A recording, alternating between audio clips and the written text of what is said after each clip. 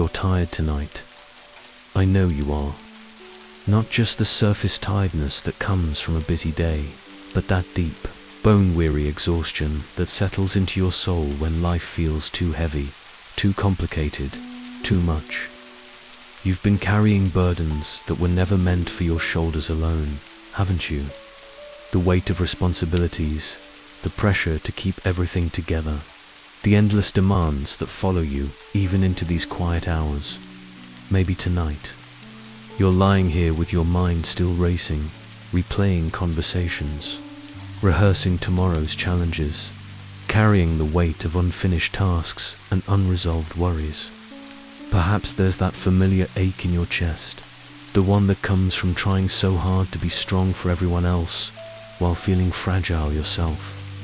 You've been running on empty, pushing through when your spirit is crying out for rest, for peace, for someone to tell you it's okay to finally let go. You don't have to hold it all together anymore. You don't have to be the strong one right now. Jesus sees your weariness, and he's calling you to something beautiful, something your soul has been longing for.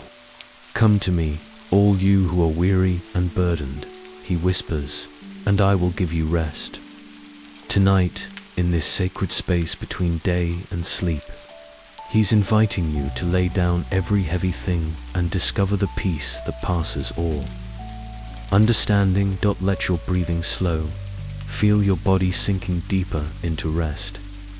The God who never sleeps is watching over you, and he's about to speak peace into every corner of your tired heart. The Lord is my shepherd, I lack nothing. He makes me lie down in green pastures. He leads me beside quiet waters. He refreshes my soul. He guides me along the right paths for his name's sake. In these ancient words lies a truth that transcends time and touches the deepest places of our human weariness. When David wrote, "The Lord is my shepherd," he wasn't speaking from a place of casual comfort, but from lived experience of what it means to be utterly dependent on divine care.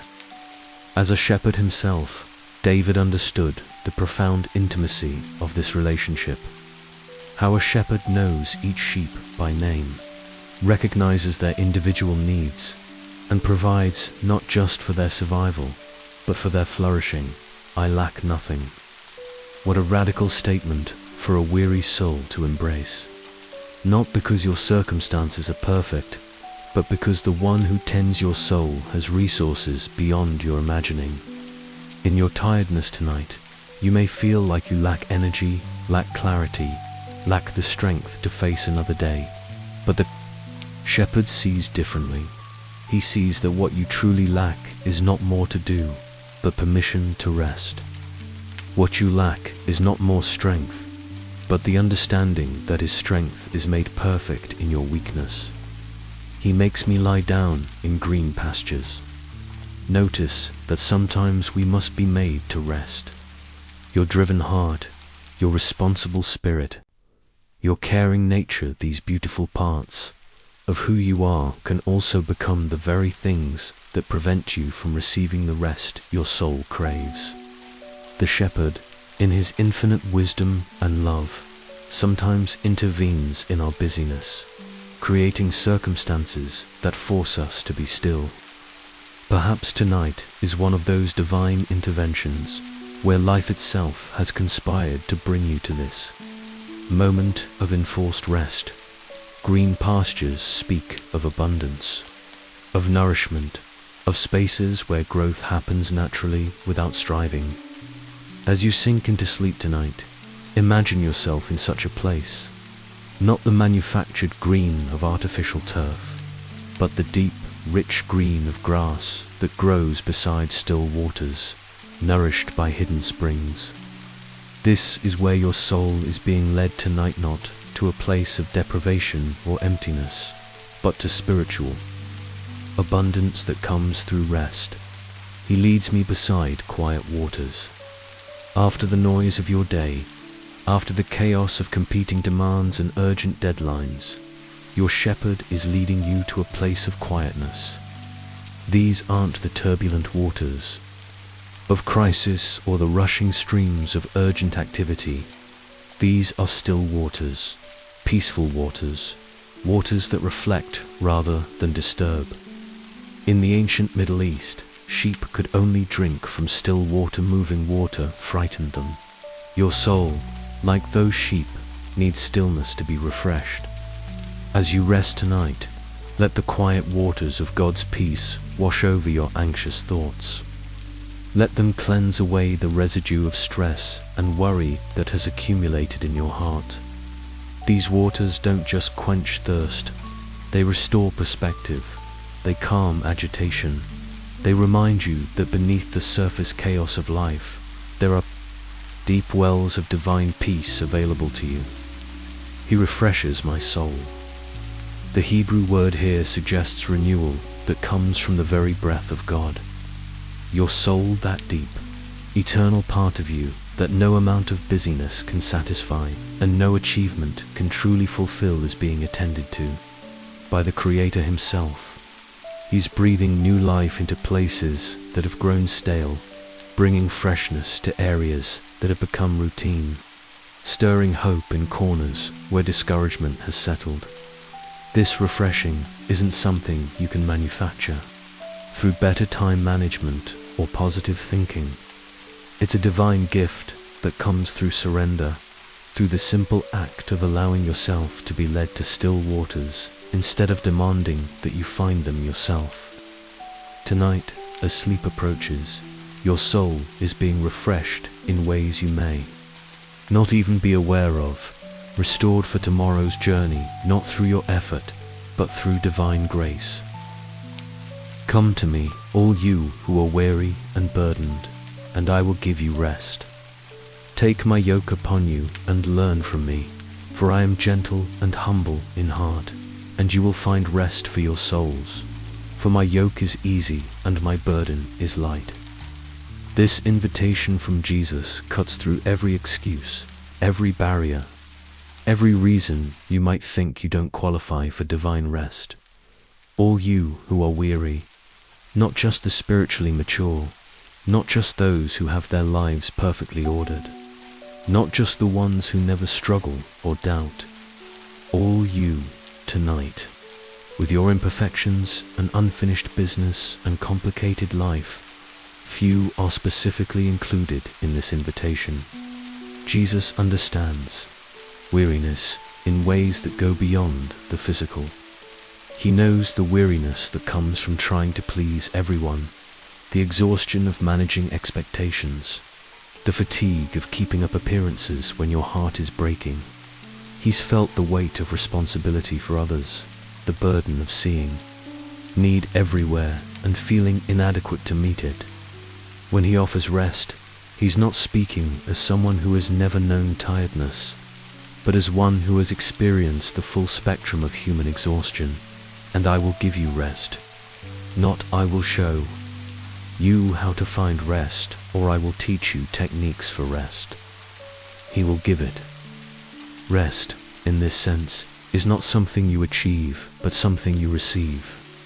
It's not a reward for good behavior or a prize for spiritual maturity. It's a gift from the heart of God to your weary soul, offered freely and without conditions beyond your willingness to come and receive. The rest Jesus offers is different from sleep, though it certainly can include peaceful sleep. This is rest for your soul, that deep part of you that can remain agitated even when your body is at rest.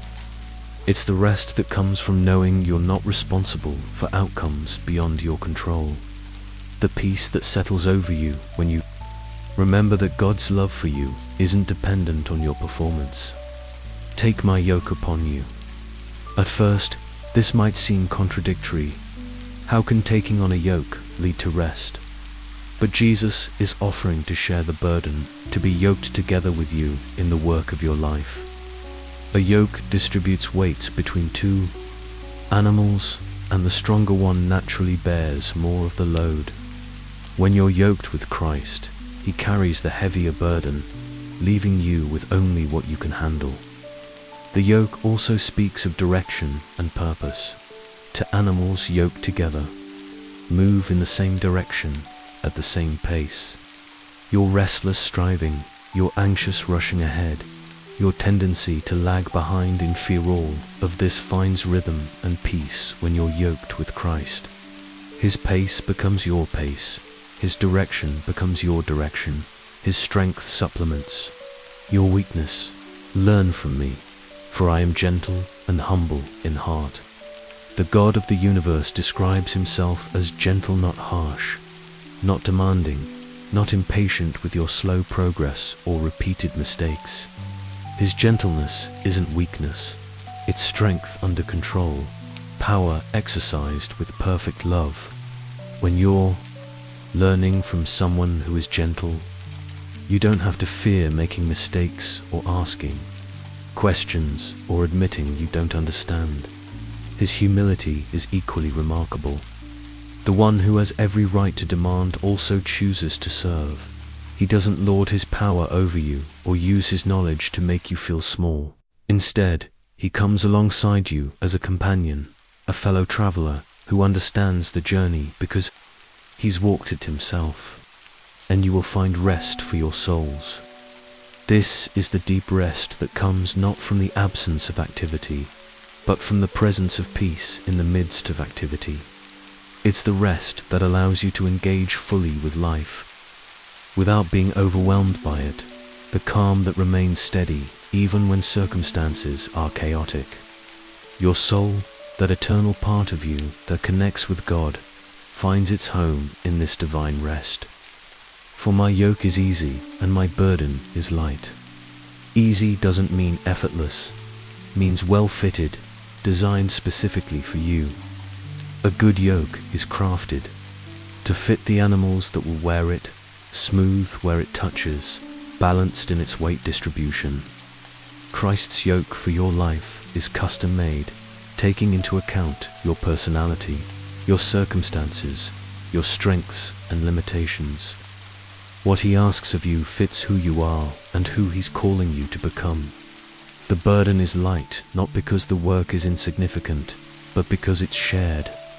When you try to carry life's burdens alone, they become crushing. When you share them with Christ, they become manageable, even meaningful. The weight that once threatened to break you becomes the very thing through which you discover His strength. You will keep in perfect peace those whose minds are stayed on you, because they trust in you. Perfect peace, not partial peace that comes and goes with circumstances, not temporary peace that lasts only until the next crisis, but perfect peace. The Hebrew phrase shalom, shalom suggests peace upon peace, a double portion of tranquility that goes far beyond the absence of conflict. This is wholeness, completeness, everything in its proper place and functioning as it was designed to function. This perfect peace is promised not to those who have perfect circumstances, but to those whose minds are stayed on God. Stayed suggests something that is anchored, secured, fixed in place despite external storms. Your mind tonight, with all its tendency to wander to worries and what-ifs, can be anchored to something immovable, unshakable, eternally stable, keeping. Your mind stayed on God doesn't mean forcing yourself into constant conscious awareness of His presence, though that's beautiful when it happens naturally. It means returning again and again to the truth of who He is, allowing your thoughts to find their home in His character rather than in your circumstances. When anxiety tries to capture your attention, you gently redirect your mind to His faithfulness. When fear whispers its threats, you remember His protection. When exhaustion tempts you toward despair, you recall His strength, because they trust in you. Trust is the bridge between acknowledging God's character and experiencing His peace. It's the decision to believe that His love for you is real, even when you can't feel it, that His plans for you are good, even when you can't see them, that His presence with you is constant, even when circumstances suggest otherwise. Trust isn't a feeling you summon. It's a choice you make repeatedly, sometimes moment by moment. Tonight, as you settle into rest, you're choosing to trust that God is working even while you sleep, that He's ordering your tomorrow even while you release control of today, that He's holding your loved ones even when you can't hold them yourself. This trust grows not from your ability to understand God's ways, but from your experience of His faithfulness. Every time He has brought you through difficulty, every time He has provided just what you needed when you needed it, every time His presence has sustained you when you thought you couldn't go on, these become the foundation stones of trust. That supports perfect peace. The peace that flows from this trust transforms how you experience everything. Problems don't disappear, but they lose their power to steal your rest. Challenges remain, but they no longer define your emotional state.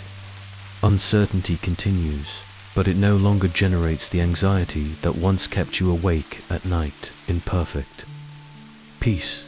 Your soul finds its natural rhythm, the pace at which you were designed to live.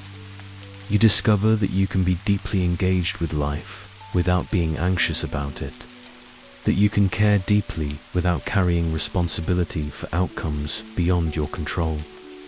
This peace becomes the context in which everything else happens, not something you have to protect or create, but something that protects and creates space for everything else as sleep draws near. Let this promise settle over you like a warm blanket. Perfect peace is yours tonight, not because you've earned it or figured everything out, but because your mind is choosing to rest in the one who never changes, never fails, never stops loving you with perfect love. Do not be anxious about anything, but in every situation, by prayer and petition, with thanksgiving, present your requests to God, and the peace of God, which transcends all understanding, will guard your hearts and your minds in Christ Jesus. Do not be anxious about anything. At first glance, this command might seem impossible, even unrealistic. How can you not be anxious when there are bills to pay, relationships to navigate, health concerns to address, and 1,000 uncertainties that come with being human? But this isn't a call to pretend that real concerns don't exist or to suppress legitimate emotions. It's an invitation to a different way of relating to the anxieties that naturally arise in life. The Greek word for anxious suggests being pulled in different directions, torn apart by competing concerns. Anxiety fragments your attention, divides your energy, and scatters your peace. When Jesus says, "Do not be anxious," He's offering you a way to remain whole in the midst of life's legitimate concerns, to stay centered when everything around you feels chaotic, but in every situation, not just in the manageable situations, not only when things are going well, but in every situation, including this one. Tonight, whatever has brought you to this place of needing rest and peace, the situation that's keeping your mind active when your body is tired, the circumstances that feel too big or too complicated or too overwhelming, these are exactly the situations where this divine alternative to anxiety is available. By prayer and petition with thanksgiving, present your requests to God. Here's the practical pathway from anxiety to peace. Instead of allowing concerns to circle endlessly in your mind, you bring them directly to God. Prayer isn't just asking for things. It's entering into conversation with the one who knows your needs before you speak them, who understands your heart even when your words feel inadequate. Petition suggests bold asking, the kind of requests you make when you're confident of the relationship. You don't have to minimize your needs or pretend your concerns are smaller than they are. God invites you to bring everything, the big fears and the small worries. the rational concerns and the irrational anxieties, the things you can articulate, and the feelings you can't quite name. With thanksgiving, this might be the most transformative part of the whole process. Thanksgiving, in the midst of presenting requests, isn't denial of difficulty, it's recognition of faithfulness. As you bring your concerns to God, you remember what He's already done, how He's already provided, the ways He's already shown up in your life. Gratitude shifts your perspective from what's lacking to what's been given, from what might go wrong to what's already gone right. Thanksgiving also expresses confidence in God's character. When you thank Him in advance for His care, you're declaring your trust in His love even before you see how He'll work. This isn't presumptuous, it's relational. You're responding to God based on who He is, not demanding that He respond based on what you want. And the peace of God, which transcends all understanding, will guard your hearts and your minds in Christ Jesus. This peace isn't something you create through positive thinking or achieve through spiritual discipline. It's something God gives in response to your willingness to bring your anxieties to Him instead of carrying them alone. This peace transcends. Understanding it goes beyond what makes logical sense given your circumstances. You might still face the same challenges tomorrow, but tonight you can rest in peace that doesn't depend on having all the answers. It's the peace of knowing you're not alone in your struggles, that there's wisdom greater than your own available to guide you, that love beyond your comprehension is working on your behalf. The peace will guard your heart and mind, like a sentinel, standing watch. God's peace protects your emotional and mental well-being from the attacks of anxiety and fear. It doesn't prevent difficult thoughts from arising, but it keeps them from taking up permanent residence in your heart. It allows you to acknowledge concerns without being overwhelmed by them, to face uncertainties without being paralyzed by them. This guarding happens in Christ Jesus, not through your own strength or willpower, but through your connection to the one who has already overcome every source of ultimate anxiety. In Him, you're safe not because nothing difficult will ever happen, but because nothing that happens can separate you from divine love or defeat God's good purposes for your life. Tonight, as you release each concern through prayer, as you offer thanksgiving for God's faithfulness, as you present your requests with confidence in His care, let His transcendent peace take up residence in your heart and mind. Let it guard your rest, protect your dreams, and prepare you for tomorrow with supernatural calm. In peace I will lie down and sleep, for you alone, Lord, make me dwell in safety. This verse captures the essence of what it means to rest with divine confidence. In peace I will lie down and sleep. Not I hope to find peace or am trying to be peaceful, but in peace I will. This is a declaration of faith, a choice to embrace the peace that God offers regardless of external circumstances. The act of lying down represents surrender, the physical posture of releasing control and trusting that the world will continue to turn without your conscious oversight. In a culture that celebrates constant activity and perpetual vigilance, choosing to lie down is itself an act of faith. You're declaring that your value doesn't depend on your productivity, that your worth isn't measured by your wakefulness, that the most important work happening in your life might actually occur while you rest. Sleep is one of humanity's most universal acts of trust. Every night, billions of people around the world close their eyes and enter a state of complete vulnerability, trusting that they'll wake safely in the morning. For believers, this daily surrender takes on deeper meaning. It becomes a physical prayer, a bodily expression of confidence in divine care. For you alone, Lord, make me dwell in safety, the safety that enables peaceful sleep isn't primarily about physical security, though God certainly cares about your physical well-being. This is existential safety, the deep assurance that your life has meaning and purpose, that you're held by love that won't let you go, that your story is part of a larger narrative that ends in triumph rather than tragedy. You alone suggests that this safety doesn't come from human sources, though God often works through people to provide it.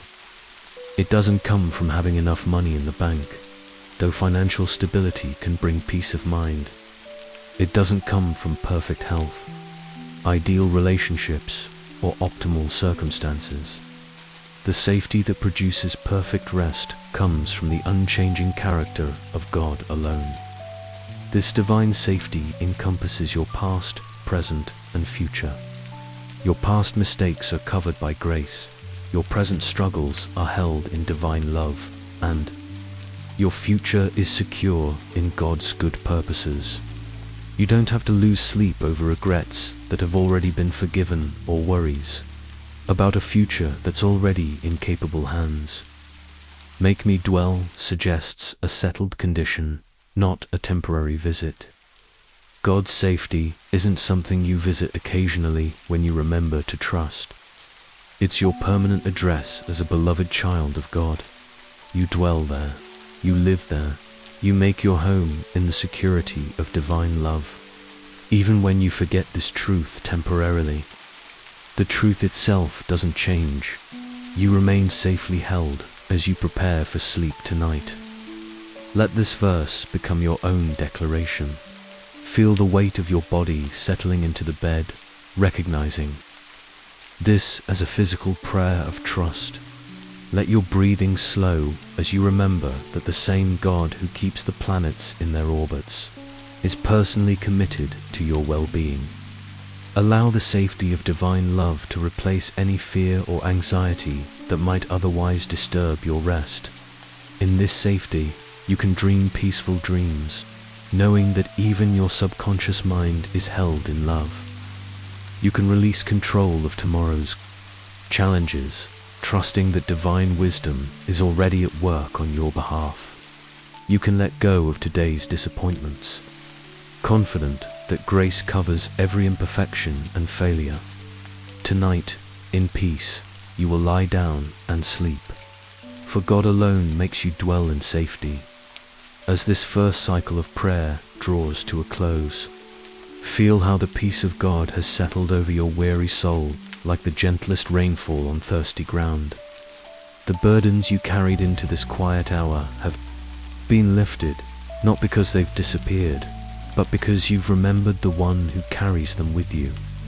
Your tired heart has found its rhythm again, synchronized with the heartbeat of divine love that never stops beating for you. The scriptures we've explored tonight aren't just ancient words on a page, they're living promises that bridge the gap between your human need for rest and God's infinite desire to provide it. In the shepherd's green pastures, you've found permission to stop striving. In Christ's gentle yoke, you've discovered that rest isn't laziness, but wisdom. In perfect peace, you've anchored your restless mind to unchanging truth. In prayer, without anxiety, you've learned to exchange worry for worship. In safe sleep, you've claimed your inheritance as a beloved child of God. But even as peace fills your heart tonight, your soul knows there are other needs that call for divine attention. Beyond the weariness that brought you here lies vulnerability, those tender places where you feel exposed, unprotected, uncertain of your safety in a world that can feel threatening and unpredictable.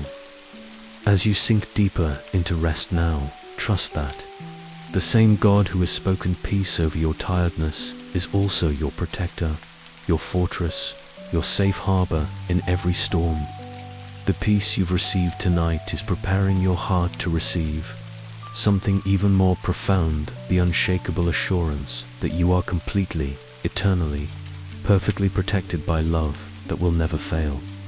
Let sleep come naturally now, carried on the wings of divine peace. knowing that even as you rest, God's protection surrounds you like an impenetrable wall of grace. Sweet dreams, beloved child of God. You are safe, you are loved, and you are held in peace that passes all understanding. You're feeling vulnerable tonight. I know you are. Not just physically vulnerable, though perhaps that's part of it, but that deeper vulnerability that comes when life feels uncertain, when the future seems unclear, when you're aware of how much is beyond your control. Maybe tonight you're lying here thinking about loved ones you can't protect, situations you can't fix, outcomes you can't guarantee. Perhaps there's that familiar knot in your stomach that comes from feeling exposed, unguarded, like you're standing in an open field during a storm with nowhere to hide. Maybe tonight you're wrestling with fears that feel too big to name them. Fear of loss, of failure, of rejection, of not being enough when it matters most. Perhaps you're carrying the weight of protecting others while feeling desperately in need of protection yourself. You've been trying to be the strong one, the reliable one, the one who has it all together, but deep inside you know how fragile. You really feel how much you long for someone stronger than yourself to stand guard over your heart. You don't have to be your own protector anymore. You don't have to scan the horizon for threats or sleep with one eye open, metaphorically speaking. The God who formed you in your mother's womb, who knows every hair on your head, who sees every sparrow that falls. This same God has appointed himself as your personal guardian, your fortress, your safe place in a world that can feel dangerous. An unpredictable dot tonight as you settle into rest. Imagine the strongest walls you've ever seen. Ancient fortress, walls built to withstand any siege, any storm, any attack. Now multiply that strength by infinity, and you begin to approach the kind of protection that surrounds you right now. Not walls made of stone that can crumble, but walls made of divine love that can never be breached, never be broken, never fail to keep you safe. Let your breathing deepen as you feel this protection settling around you like the most secure embrace you've ever known. The God who never sleeps is standing watch over you tonight, and his protection is about to become the foundation of your peace. Whoever dwells in the secret place of the Most High will rest in the shadow of the Almighty. I will say of the Lord, he is my refuge and my fortress, my God, in whom I trust. There is a secret place not hidden from you, but hidden with you. A sanctuary known only to those who have discovered what it means to dwell in the presence of the Most High.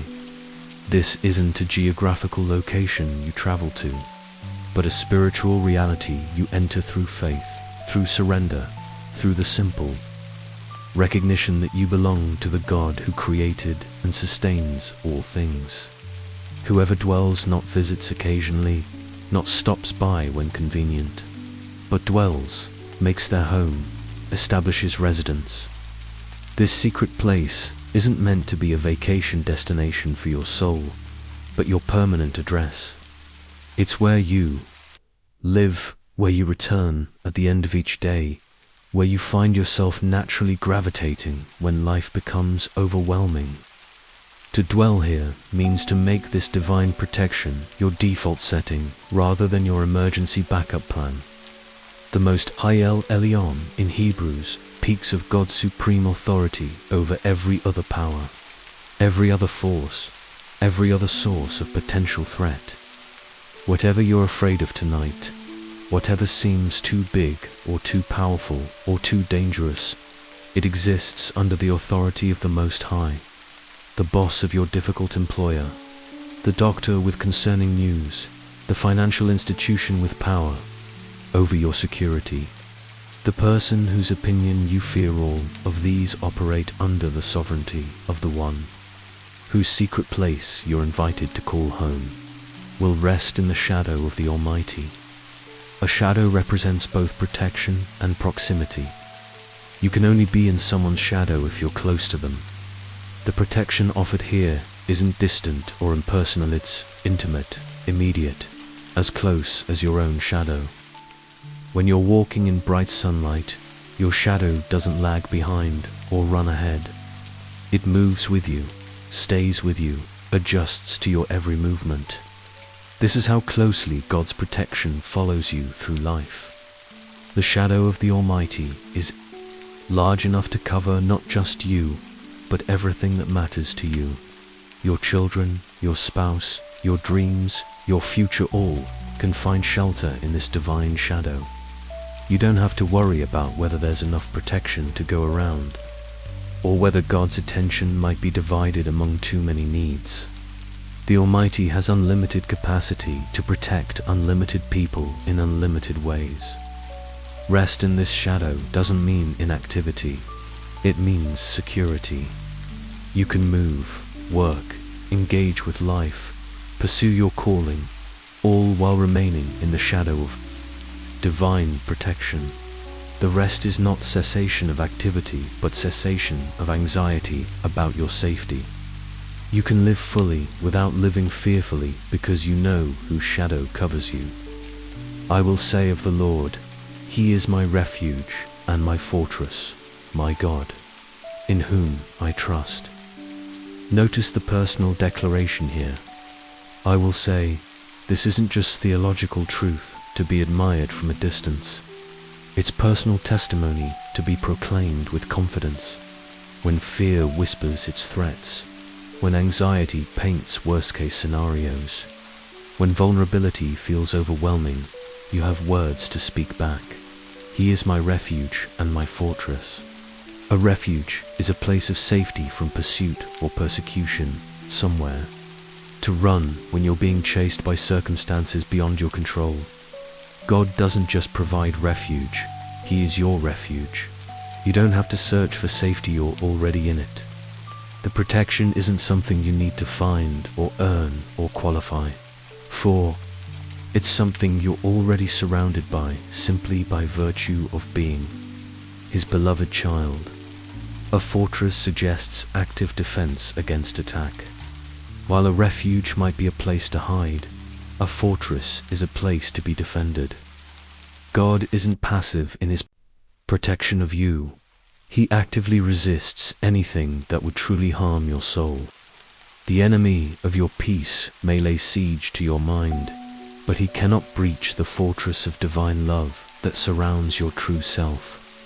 My God, the declaration of personal relationship that transforms everything. This isn't about a distant deity who might help if petitioned properly.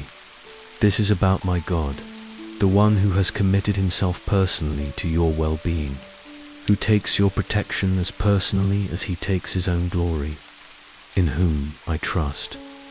Trust is the key that unlocks the door to this secret place. Not trust in your ability to stay safe, not trust in your wisdom to avoid danger, not trust in other people to protect you, but trust in Him. This trust doesn't require you to understand how He'll protect you, or when, or from what. It only requires you to believe that He will, because He is trustworthy, because He has proven His faithfulness throughout history and in your own life. Tonight, as you rest in the shadow of the Almighty, let this secret place become more real to you than your physical surroundings. You are dwelling in divine protection that no earthly force can penetrate, covered by love that no power can overcome. I lift up my eyes to the mountains. Where does my help come from? My help comes from the Lord, the maker of heaven and earth. He will not let your foot slip. He who watches over you will not slumber. Indeed, He who watches over Israel will neither slumber nor sleep. The Lord watches over you. The Lord is your shade at your right hand. The sun will not harm you by day, nor the moon by night. The Lord will keep you from all harm. He will watch over your life. The Lord will watch over your coming and going both now and forevermore. I lift up my eyes to the mountains. In times of vulnerability, it's natural to look for sources of help, for something bigger than yourself that might provide security. The psalmist's eyes turn to mountains, those massive, enduring features of the landscape that suggest strength and permanence. But mountains, for all their majesty, are still part of creation. They can be moved by earthquakes, worn down by weather, changed by time. Where does my help come from? This is the crucial question every vulnerable heart must answer. Where do you look when you need help? To your savings account, your insurance policy, your network of friends, your own resourcefulness. These aren't wrong sources of help. God often works through practical means. But they can't be ultimate sources, because they're all subject to limitation, failure, change. My help comes from the Lord, the maker of heaven and earth. Here's the answer that changes everything. Your help comes not from something created, but from the Creator himself. The one who made the mountains is greater than the mountains. The one who established the laws of physics can supersede them when necessary. The one who created time and space isn't limited by time and space in his ability to help you. When you know that your help comes from the maker of heaven and earth, every problem becomes smaller. Not small, but smaller, manageable in the context of unlimited divine power and wisdom. The situation that feels impossible to you is entirely possible for the one who spoke galaxies into existence. The relationship that seems beyond repair can be healed by the one who reconciles all things to himself. He will not let your foot slip. Picture yourself walking along a treacherous path. Perhaps the path of your current circumstances feels exactly like this. There are loose rocks of unexpected challenges, steep drops of potential consequences, narrow ledges where one wrong step could be devastating. The promise here isn't that the path will become easy, but that your foot will not slip. You'll keep your footing even on difficult terrain because the Lord is guiding your steps. This divine steadying happens often without your awareness. How many times has God prevented a slip you never even knew was possible? How many disasters has He averted? How many wrong turns has He redirected? How many harmful encounters has He rerouted? The protection of God is often most evident not in the dramatic rescues you notice, but in the countless preventions you never see. He who watches over you will not slumber. Indeed, He who watches over Israel will neither slumber nor sleep. While you rest tonight, God remains fully alert, fully attentive, fully engaged in your protection. Human guardians, no matter how dedicated, must sleep. Security systems, no matter how sophisticated, can malfunction.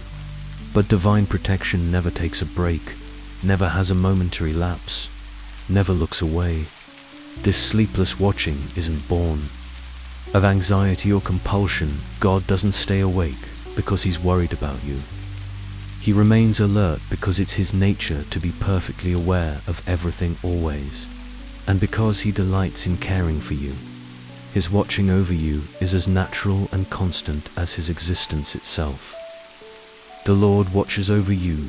The Lord is your shade at your right hand. Your right hand represents your strength, your capability, your ability to act. God's protection doesn't replace your responsibility to live wisely, but it supplements your efforts with divine power. When your strength fails, His doesn't. When your wisdom runs out, His continues. When your ability to protect yourself reaches its limits, His protection has no limits. The sun will not harm you by day, nor the moon by night.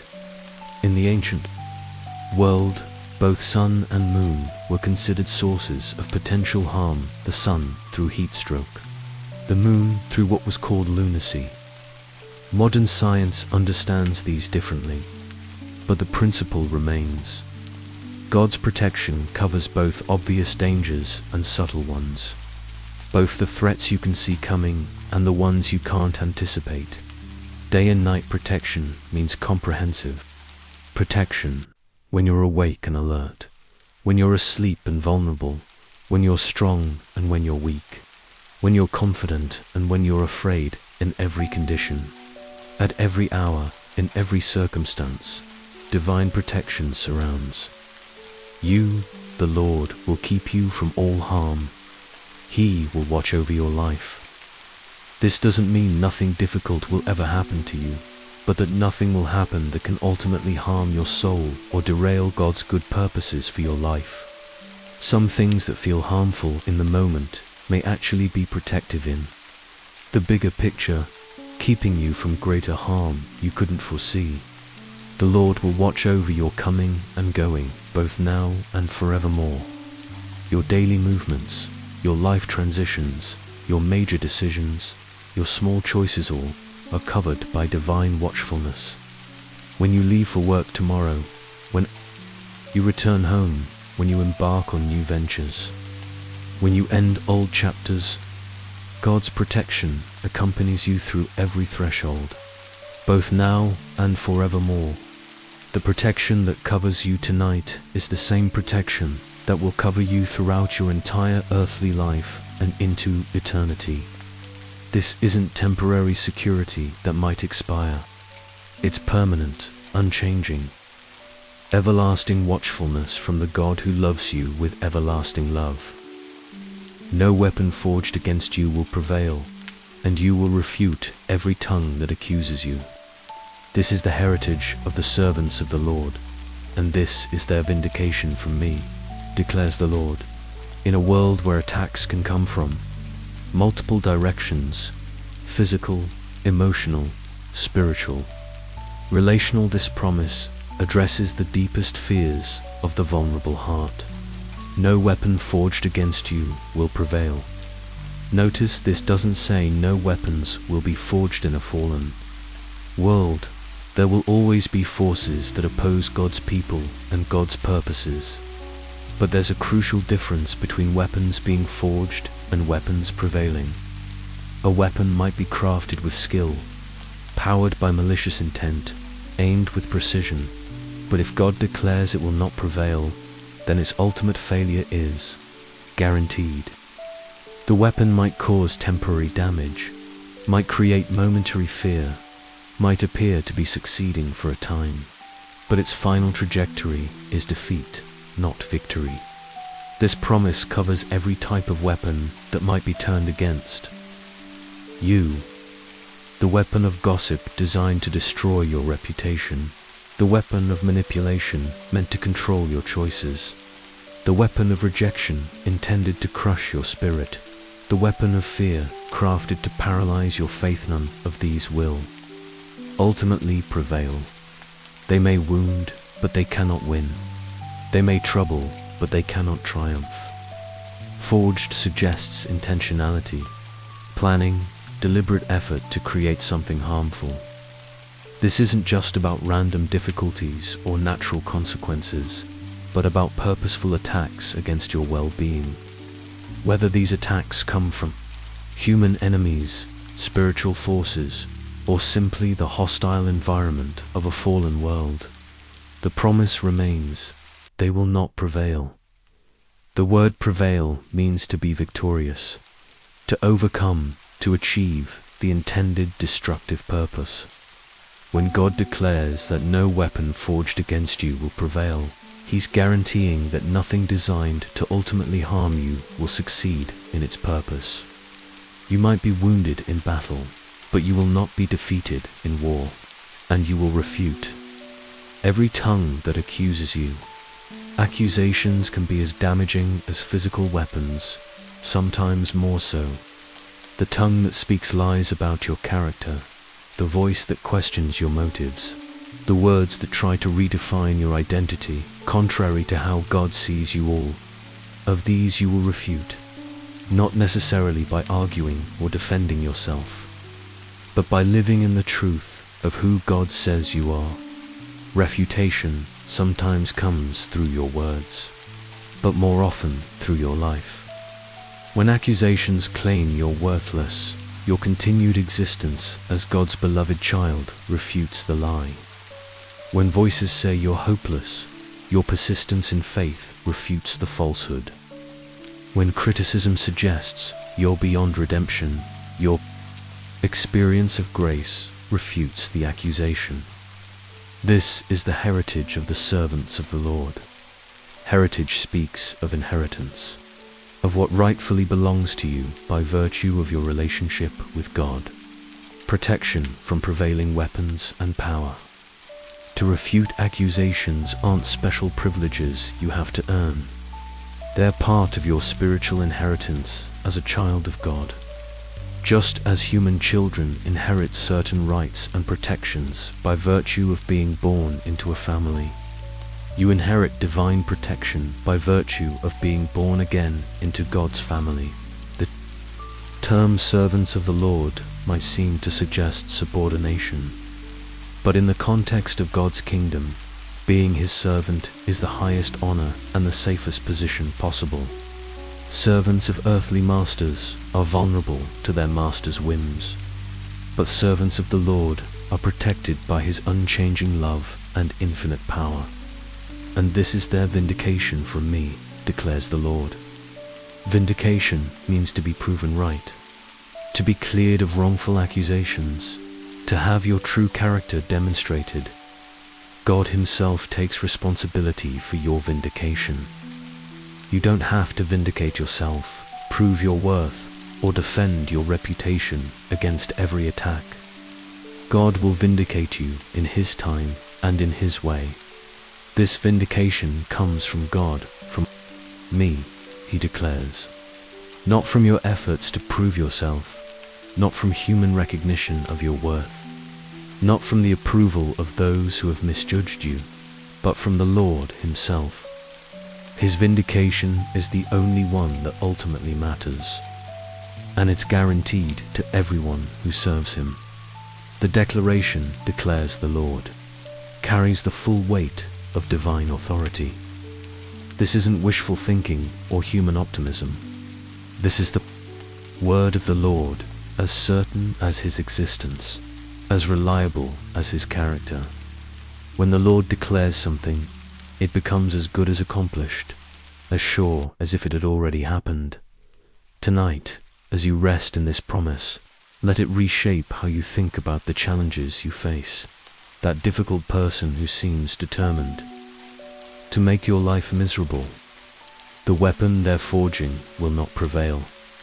The financial pressure that feels overwhelming, it cannot ultimately harm what God is building in your life. The health concern that fills you with fear, even if the worst happens, the weapon of disease cannot prevail against your soul's security in Christ.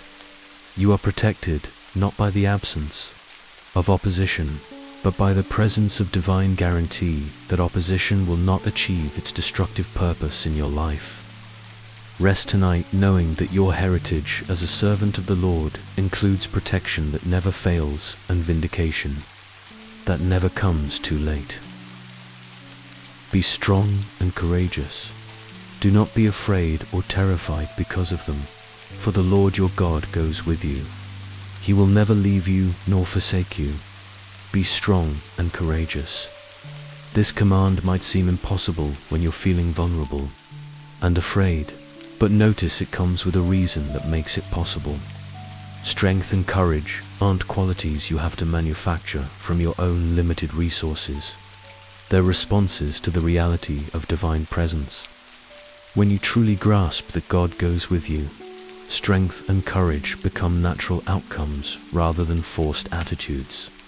The Hebrew word for strong suggests being firm, solid, established, not the kind of strength that comes from gritting your teeth and pushing through, but the strength that comes from being rooted in something unshakable.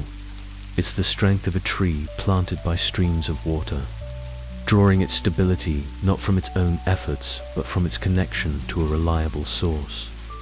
Courageous speaks of boldness, confidence, the willingness to move forward despite uncertainty.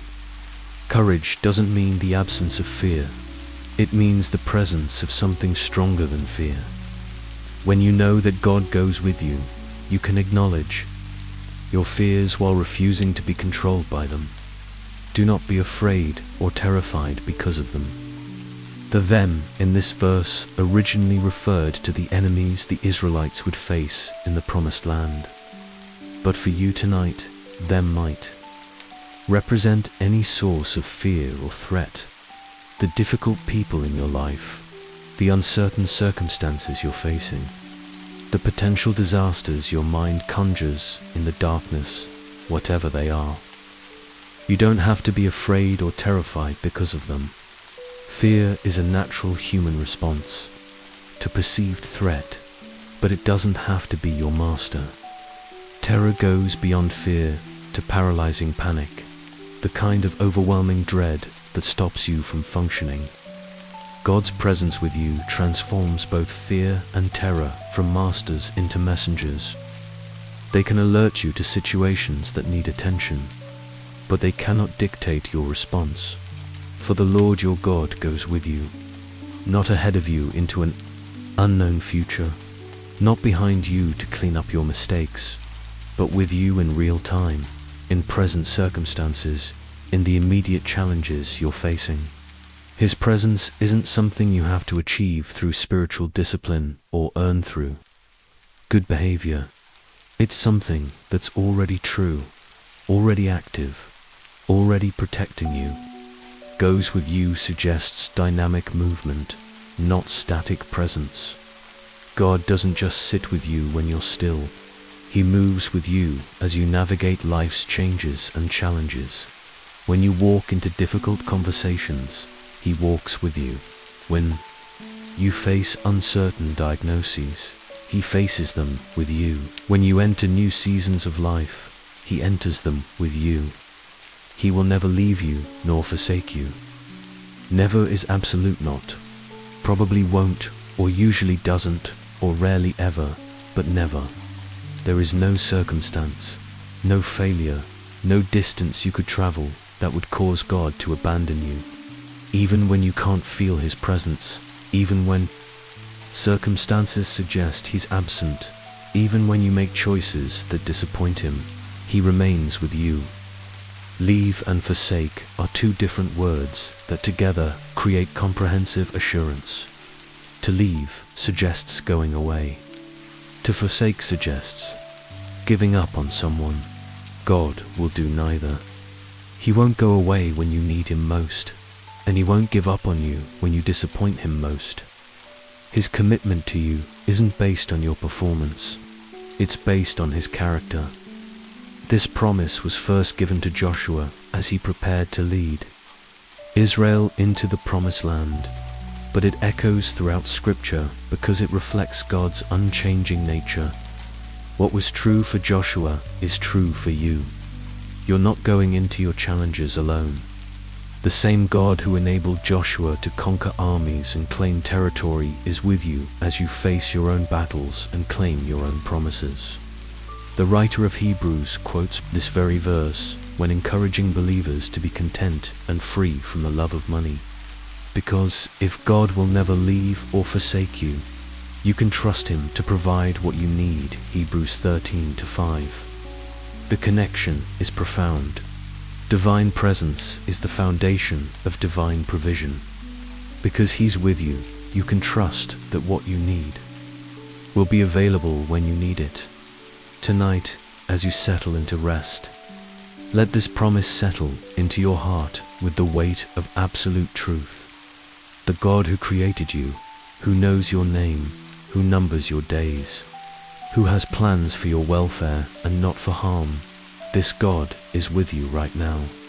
Not watching from a distance, not available if needed, but actually present, actually here, actually committed to never leaving your side, in your sleeping and your waking, in your confidence and your confusion, in your success and your struggle, in your joy and your sorrow. He is with you. When morning comes and you face whatever challenges await, you won't face them alone. When evening falls again and you need rest once more, you'll rest in the same presence that never sleeps, never tires, never takes a break from loving you. You are never alone, never abandoned, never left to figure things out by yourself. This is not a promise for some time in the future. This is your reality right now, tonight.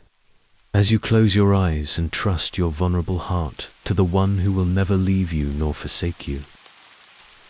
The Lord is my rock, my fortress and my deliverer. My God is my rock, in whom I take refuge, my shield and the horn of my salvation, my stronghold. This verse is a symphony of metaphors, each one adding another layer of understanding to the comprehensive protection God provides for vulnerable hearts. David, who wrote these words, knew what it meant to need protection from King Saul's jealous pursuit, from enemy armies, from the consequences of his own mistakes. These aren't theoretical descriptions of God. They're testimonies born from personal experience of divine protection. The Lord is my rock. A rock suggests something solid, unmovable, reliable. When everything else in your life feels like shifting sand, when relationships change, when circumstances fluctuate, when your own emotions are unpredictable, God remains rock solid. You can build your life on Him with confidence that the foundation will never crack, never erode, never prove inadequate to support whatever weight you need to place on it. In ancient times, rocks were often the only reliable landmarks in desert territories. Travelers would navigate by prominent rock formations because they could trust these features to remain where they remembered them. God is your spiritual landmark, the fixed point of reference that allows you to navigate life's uncertainties with confidence. My fortress. A fortress is a place of safety, but it's also a position of strength. You don't just hide in a fortress, you defend from it. God's protection doesn't make you passive, it makes you powerful. From the security of divine love, you can face challenges you could never handle on your own. The fortress isn't just around you. In a sense, you're in the fortress, and the fortress is in you. Ancient fortresses were built on high ground, providing both protection and perspective. When you're in the fortress of God's protection, you gain His perspective on your circumstances. Problems that loom large from ground level appear manageable from the elevated viewpoint of divine perspective. My deliverer, this speaks to God's active intervention in your circumstances. He doesn't just protect you from trouble, He delivers you out of trouble. The Hebrew word suggests being snatched away from danger, pulled to safety with divine power. When you're trapped by circumstances beyond your control, God specializes in creating exit strategies you never could have imagined. My God is my rock. The repetition emphasizes both the personal nature of this relationship, my God, and the reliability of His character, rock. This isn't generic divine protection available to anyone who happens to need it. This is personal. Protection from your God, the one who has chosen you and committed Himself specifically to your well-being, in whom I take refuge. Taking refuge is an active choice, not a passive experience. When storms arise, animals instinctively seek shelter, but humans must choose to take refuge rather than trying to weather the storm in their own strength. Taking refuge in God means consciously choosing to trust His protection rather than relying solely on your own resources. My shield. A shield is personal protection that moves with you into battle. Unlike a fortress that you go to for protection, a shield comes with you wherever you go. God's protection isn't limited to specific locations or circumstances. It's mobile protection that accompanies you into every situation. You face ancient shields were often the difference between life and death in battle. They had to be large enough to cover vital areas, strong enough to stop enemy weapons, and light enough to be maneuverable. God's protection meets all these criteria, perfectly comprehensive enough to cover everything that matters, strong enough to stop every attack, and flexible enough to adapt to any situation. The horn of my salvation. In biblical imagery, horns represent strength and power. An animal's horn is both its weapon and its tool, used for defense and for accomplishing tasks. When God is called the horn of your salvation, it means He's both the source and the strength of your deliverance. The power that saves you is not separate from God. It is God, my stronghold. A stronghold is an impregnable place, a position that cannot be successfully attacked or overcome. It's different from a fortress in that it's not just strong, it's the strongest possible position. When you're in God's stronghold, you're not just protected, you're in the most secure position available in the universe. The accumulation of all these metaphors, rock, fortress, deliverer, shield, horn of salvation, stronghold, creates a picture of protection so comprehensive that no gap remains uncovered. Every angle of potential vulnerability is addressed. Every type of threat is countered. Every form of attack is repelled. Notice the personal pronouns throughout. My rock, my fortress, my deliverer, my God, my shield, my stronghold. This isn't about God's general character or His protection of humanity in general. This is about His personal commitment to you specifically. Each of these protective roles He fills personally in your life. Tonight, as you rest, let each of these metaphors speak peace to a specific area of vulnerability in your heart. Where you need stability, He is your rock. Where you need security, He is your fortress. Where you need rescue, He is your deliverer. Where you need defense, He is your shield. Where you need power, He is the horn of your salvation. Where you need absolute safety, He is your stronghold. You are not just protected, you are completely, thoroughly, comprehensively protected by the living God who has taken personal responsibility for your safety and well-being. Rest now in the security of knowing that you are held in the strongest possible position in the universe. As this second cycle of prayer draws to a close, feel how the protection of God has wrapped around your vulnerable heart like the most secure embrace you've ever known. The fears that whispered threats when this hour began have been silenced by promises stronger than any force that could oppose you. Your anxious heart has found its rhythm again in the steady beat of divine faithfulness that never falters, never fails. In these sacred scriptures, you've discovered that protection isn't just something God does, it's something God is. He is your rock, your fortress, your deliverer, your shield. His protection isn't a service He provides, it's a relationship He offers. You don't just receive divine protection, you dwell in it, rest in it, live and move and have your being within. The unbreachable walls of infinite love, the secret place of the Most High has become your permanent address tonight. The sleepless watching of your divine guardian has replaced your anxious vigilance with peaceful trust. The weapons forged against you have lost their power to intimidate because you know they cannot prevail. The promise that He will never leave you has settled into your bones like warmth from a fire that will never go out. But even as you rest securely in divine protection, your soul recognizes another deep need calling for attention. Beyond the vulnerability that brought you to seek, safety lies something more tender still, the question of whether you are truly, unconditionally, perfectly loved.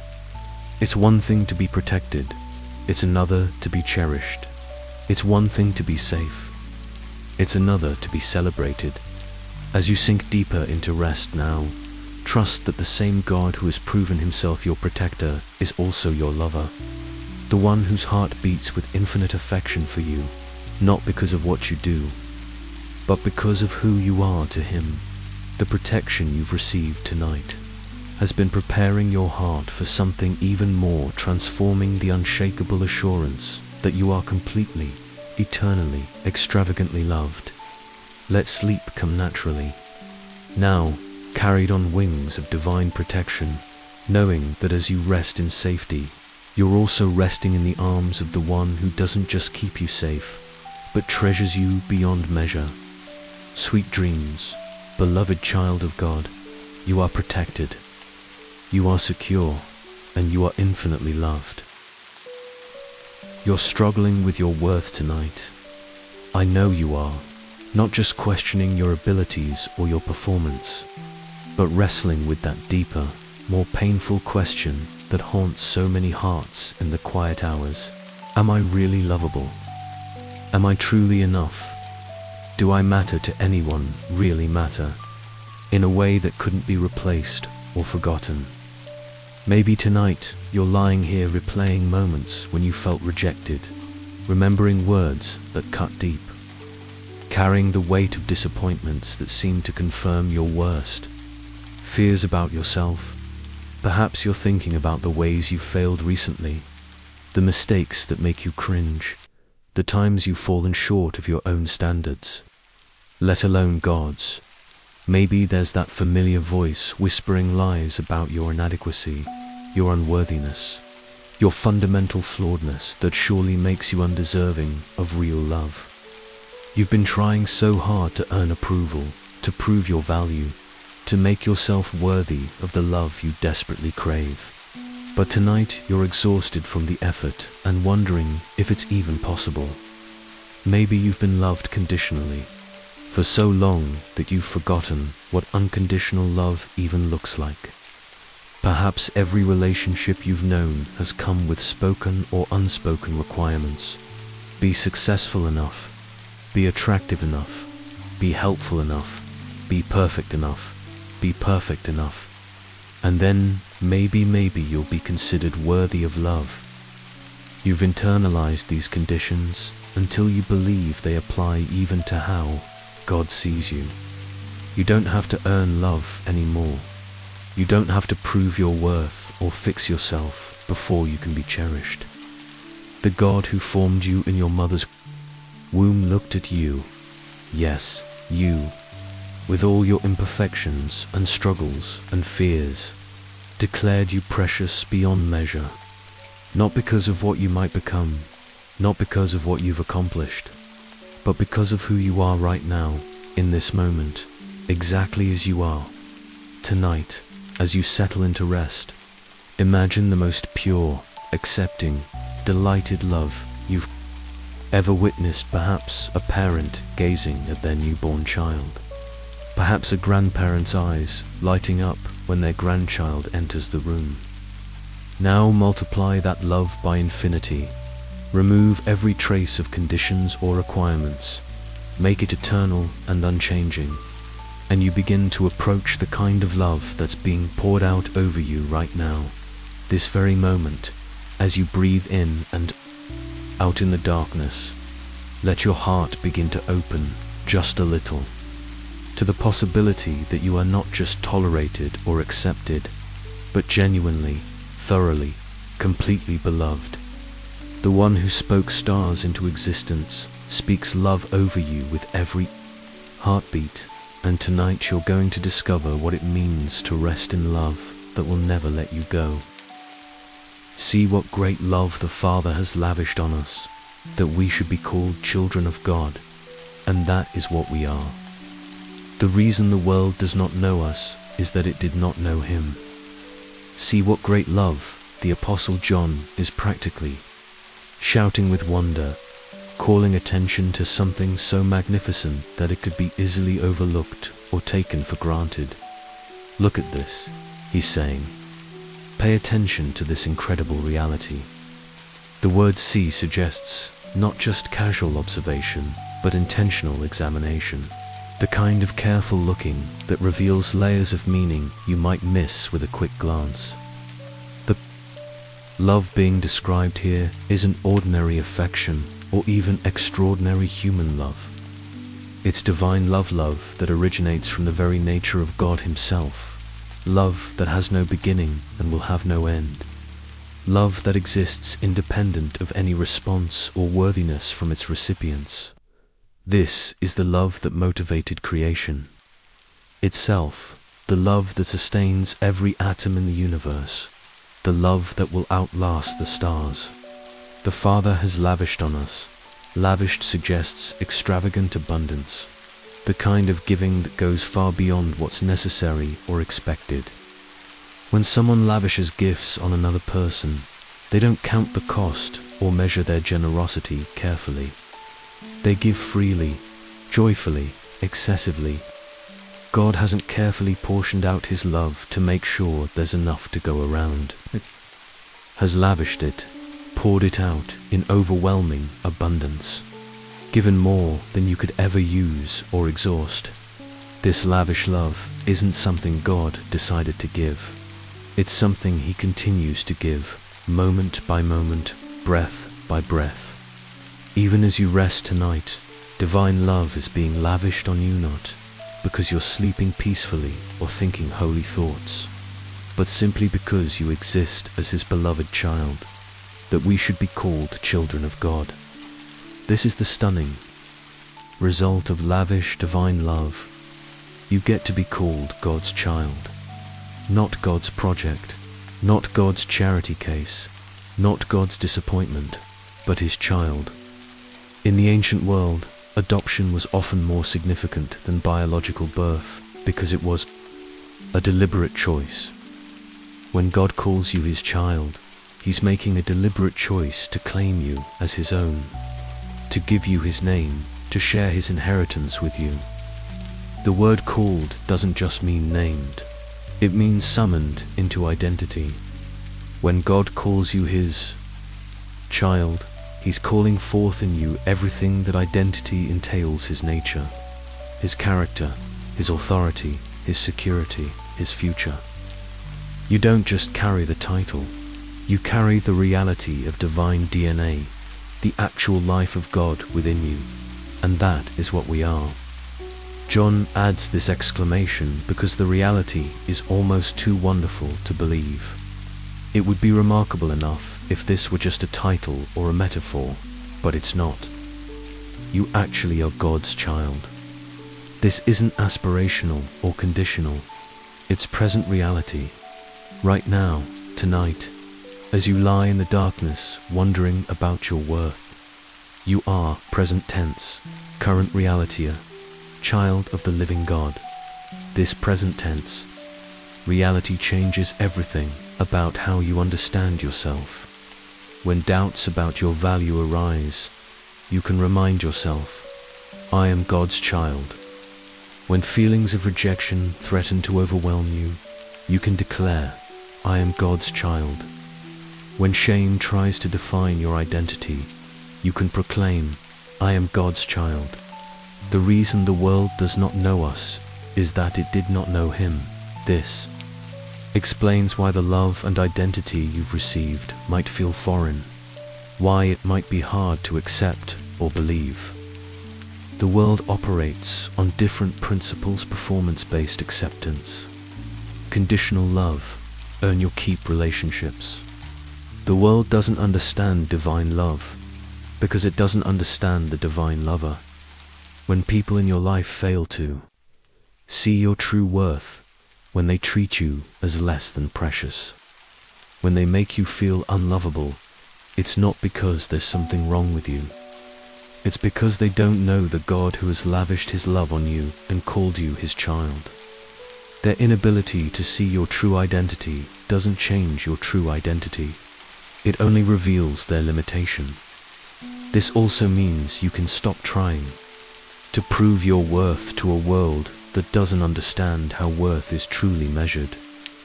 You can stop seeking validation from sources that don't even comprehend the love that has already validated you completely.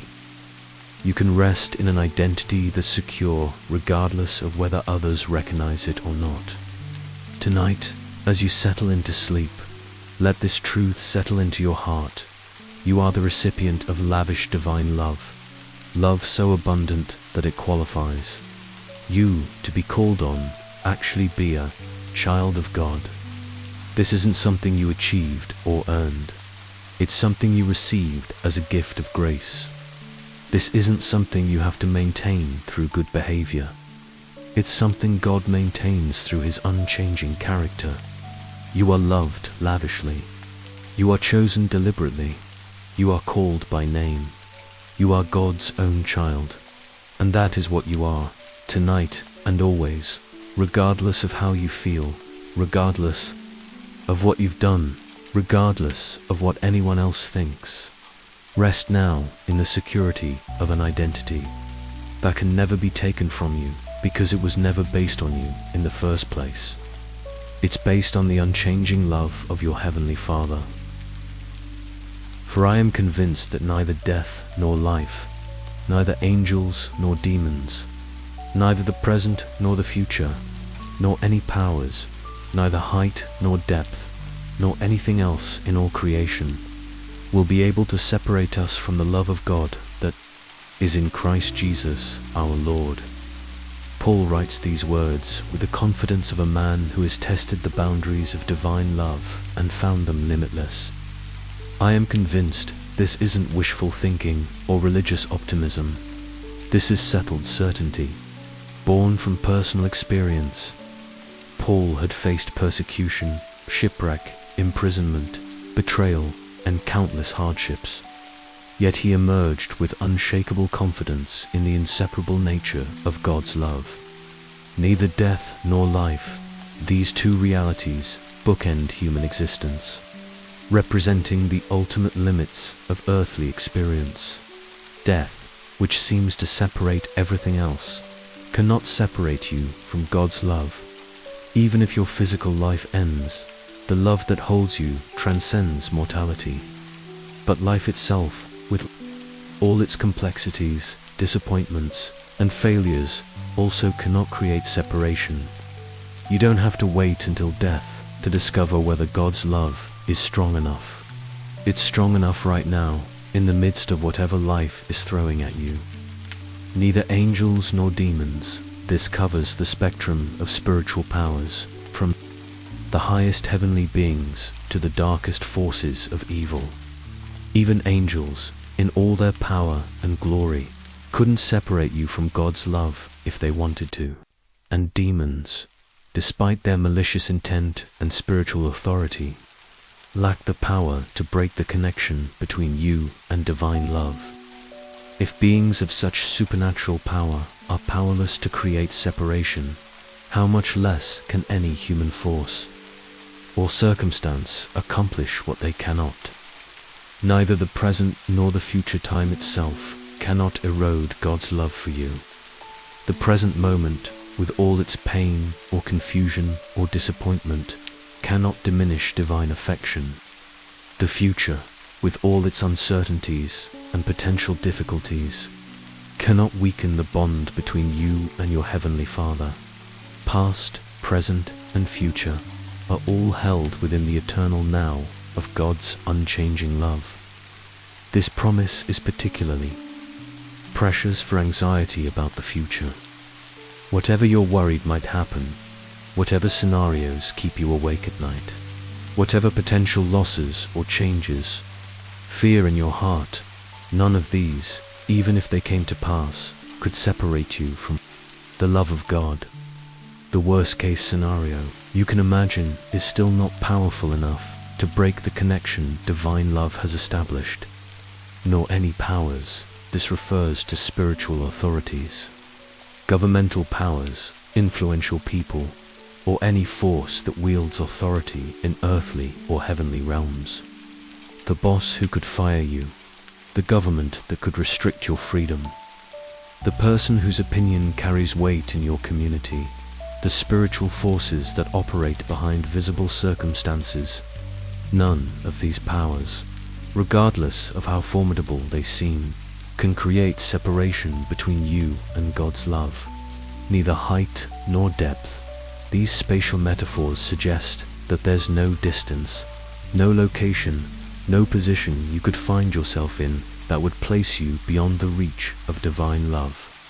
Whether you're at the pinnacle of success or in the depths of despair, whether you're soaring with joy or crushed by circumstances, whether you're at the height of your spiritual maturity or in the lowest valley of doubt and struggle, God's love reaches every elevation and depth of human experience. Nor anything else in all creation. Paul concludes with this comprehensive statement that covers everything he might have forgotten to mention. Absolutely nothing that exists in the created order has the power to separate you from God's love. Not sickness, not poverty, not rejection, not failure, not sin, not doubt, not depression, not anxiety, not betrayal. Not loss. Nothing in all creation can create separation. The phrase anything else is wonderfully inclusive.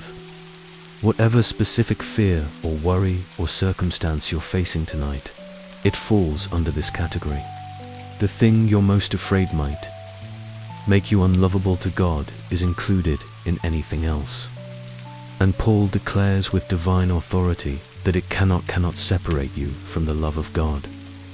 Will be able to separate us from the love of God. Notice the future tense. Will be able. This isn't just about current reality. It's about permanent reality. Nothing ever will be able to create separation. The love that holds you now will continue to hold you through every possible future circumstance. This is guaranteed security, unchanging promise, eternal assurance.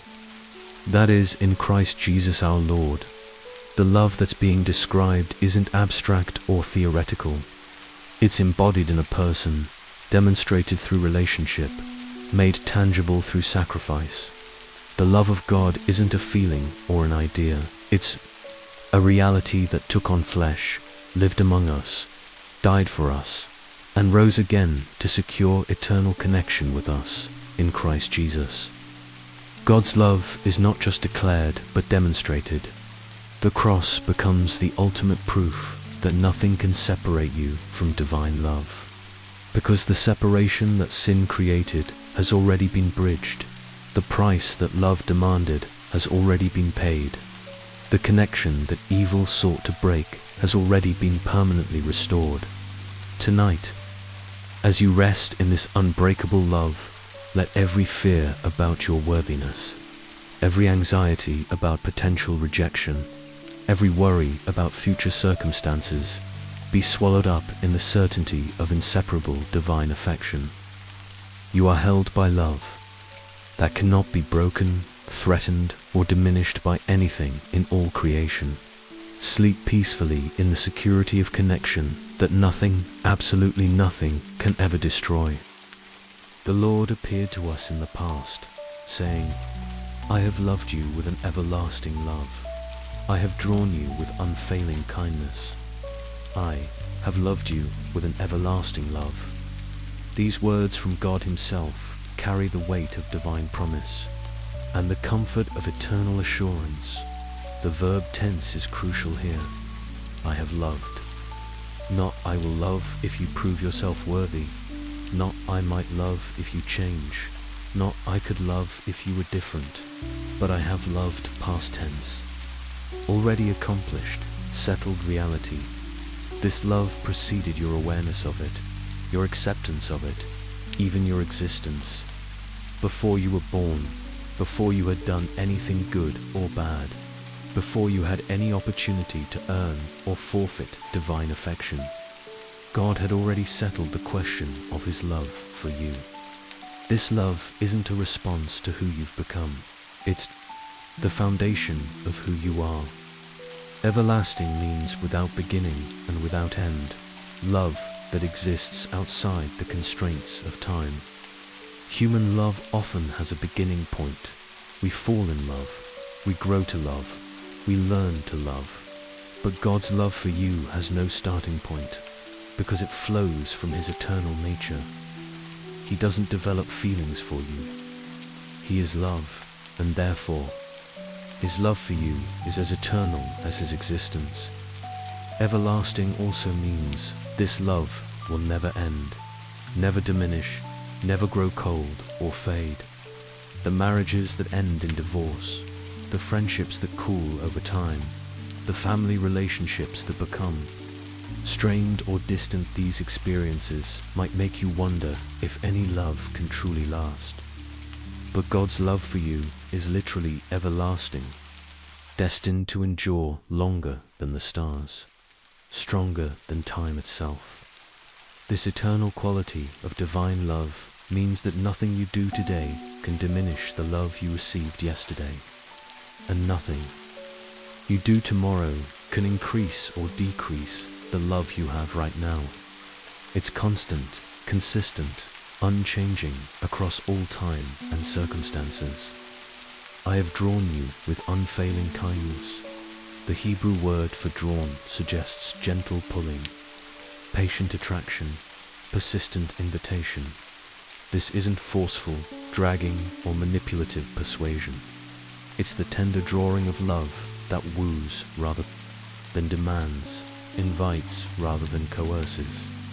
Picture a loving parent gently encouraging a hesitant child, or a friend persistently, but patiently extending kindness to someone who's been hurt and withdrawn.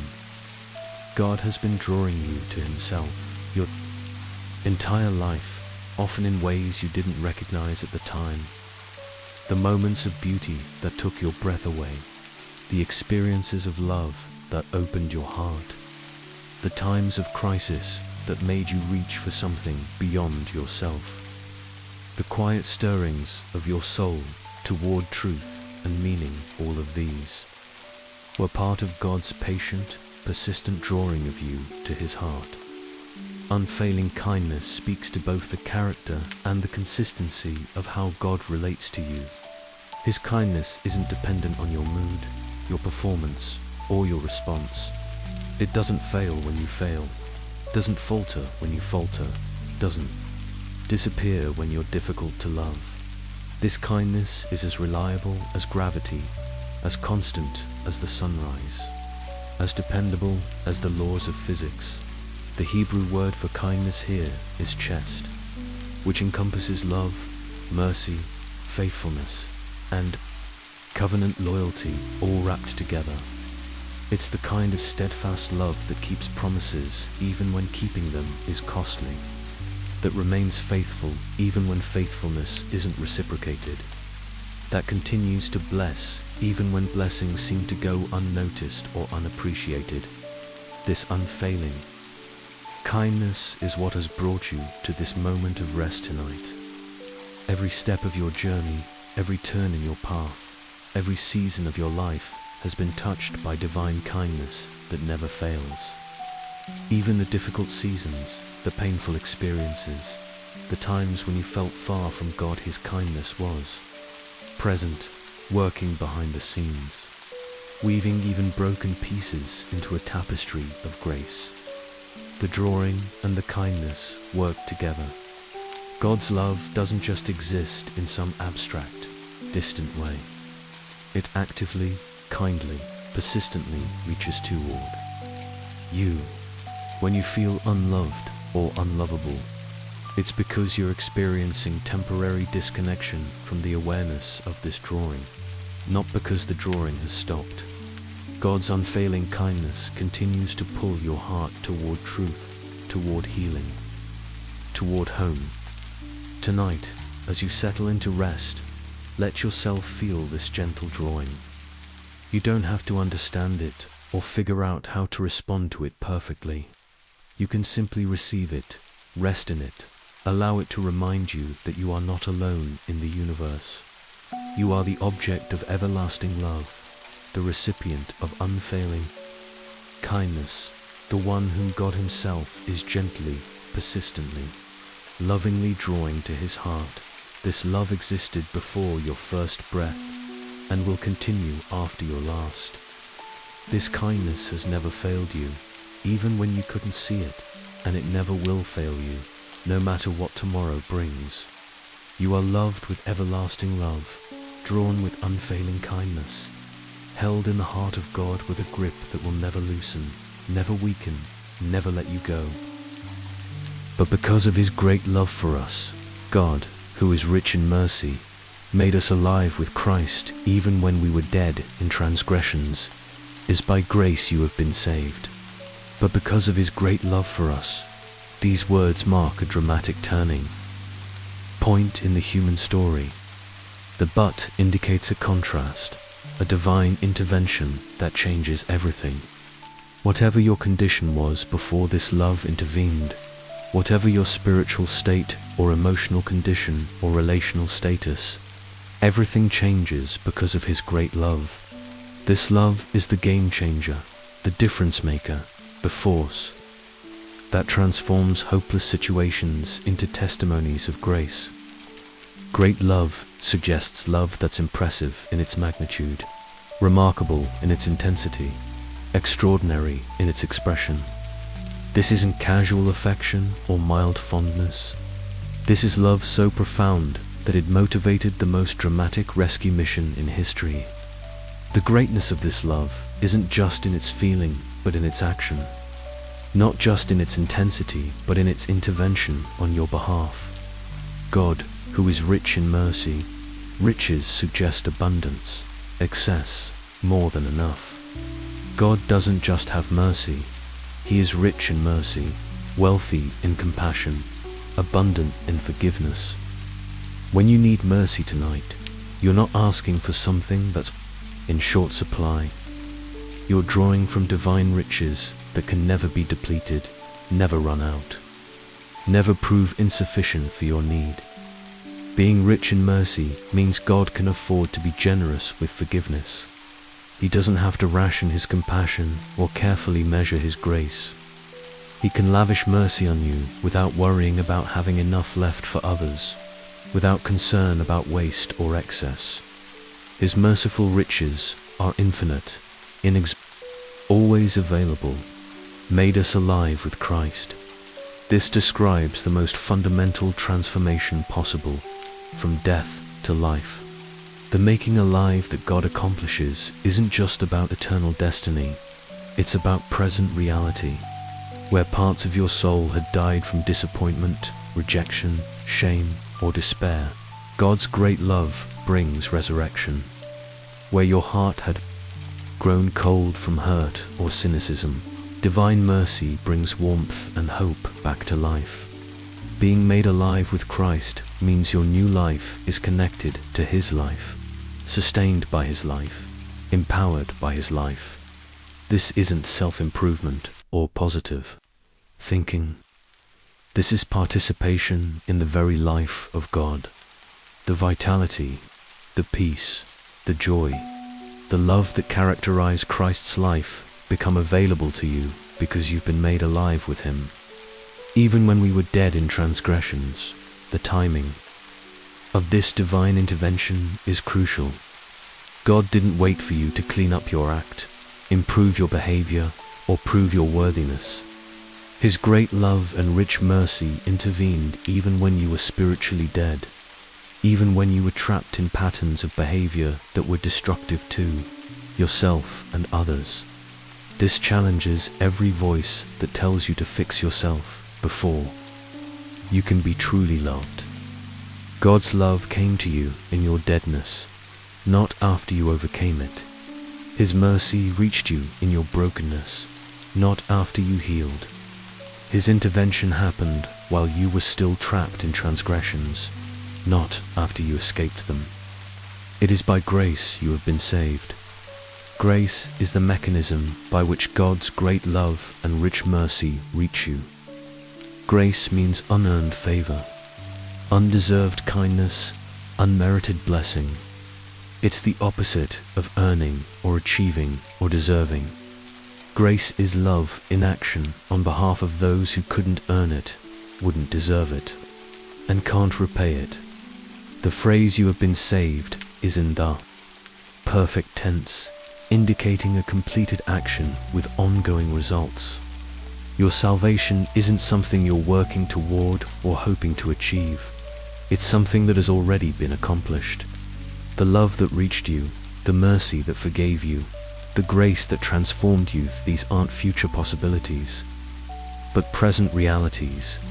This completed salvation addresses every voice that questions your acceptability to God.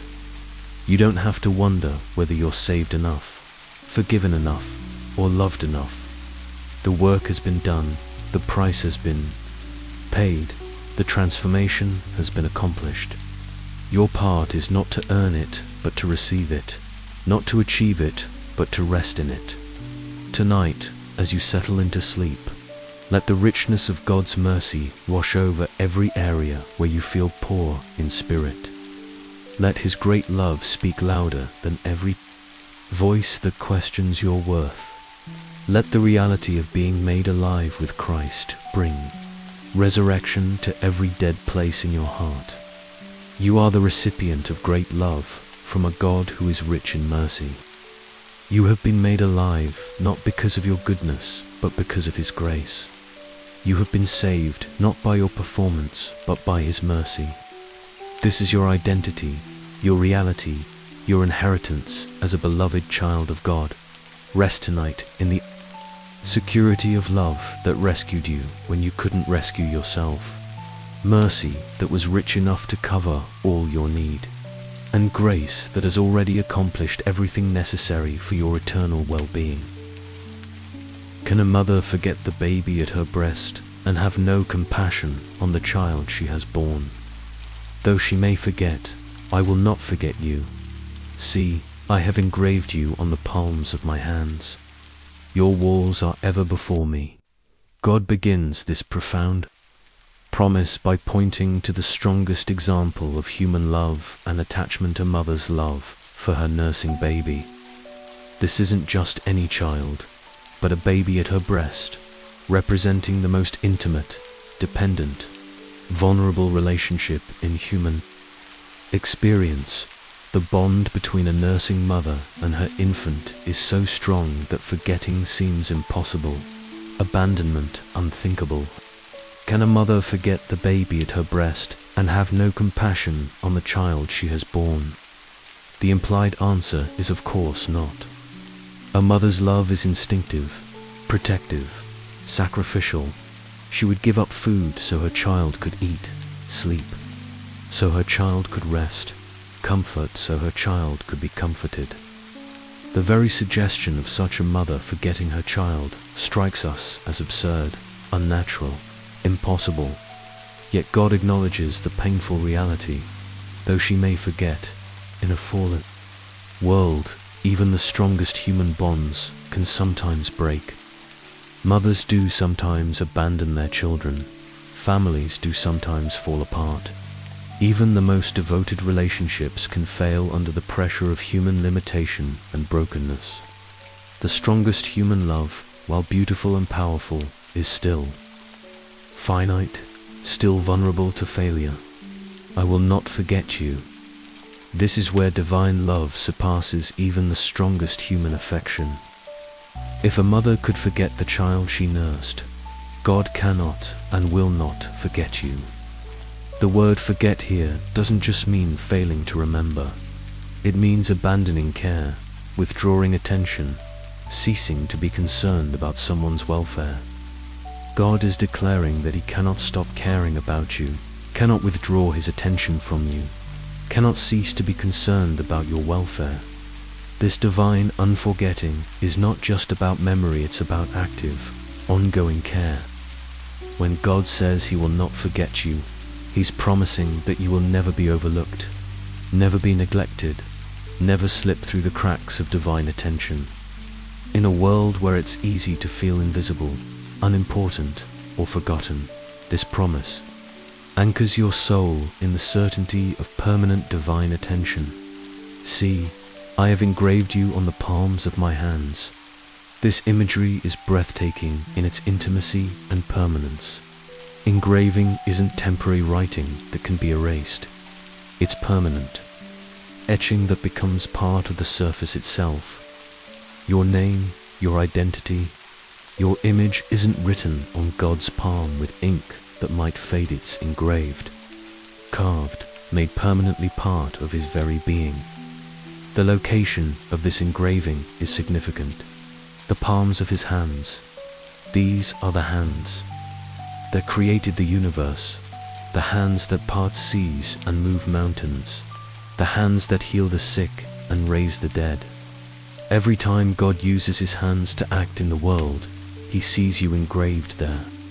Every blessing he bestows, every miracle he performs, every act of creation or redemption happens while your name is visible on his palms. In ancient times, people sometimes tattooed or engraved the names of loved ones on their hands as a constant reminder, a permanent memorial.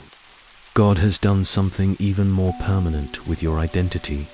He has made you part of himself, engraved into his very being in a way that can never be removed, never fade, never become unclear. Your walls are ever before me. In the original context, this referred to the walls of Jerusalem, but the principle applies personally to you. Your boundaries, your protection, your well-being are constantly before God's eyes. He sees every threat that approaches your walls, every weakness that needs reinforcing, every gate that needs guarding. The walls that protect your heart, your family, your future are never out of his sight. This constant awareness means that God's care for you isn't dependent on your remembering to pray or your success in getting his attention. He's already watching, already aware, already engaged in protecting and providing for you. Your walls, your emotional boundaries, your physical safety, your spiritual protection are continuously visible to him and continuously under his care. The combination of these images creates a picture of love that's both intimate and vigilant, both personal and protective.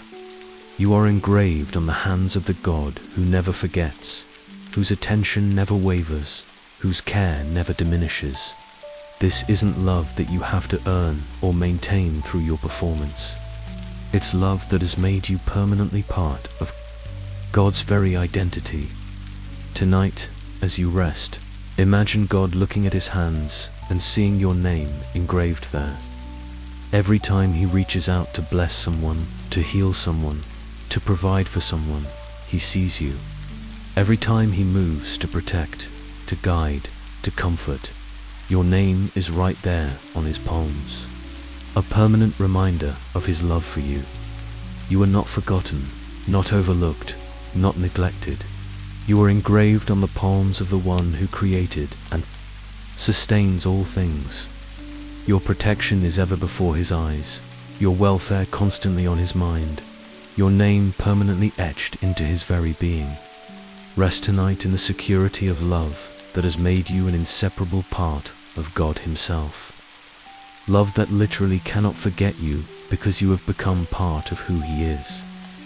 As this third cycle of prayer draws to a close, feel how the love of God has penetrated every corner of your heart where doubt about your worth once lived.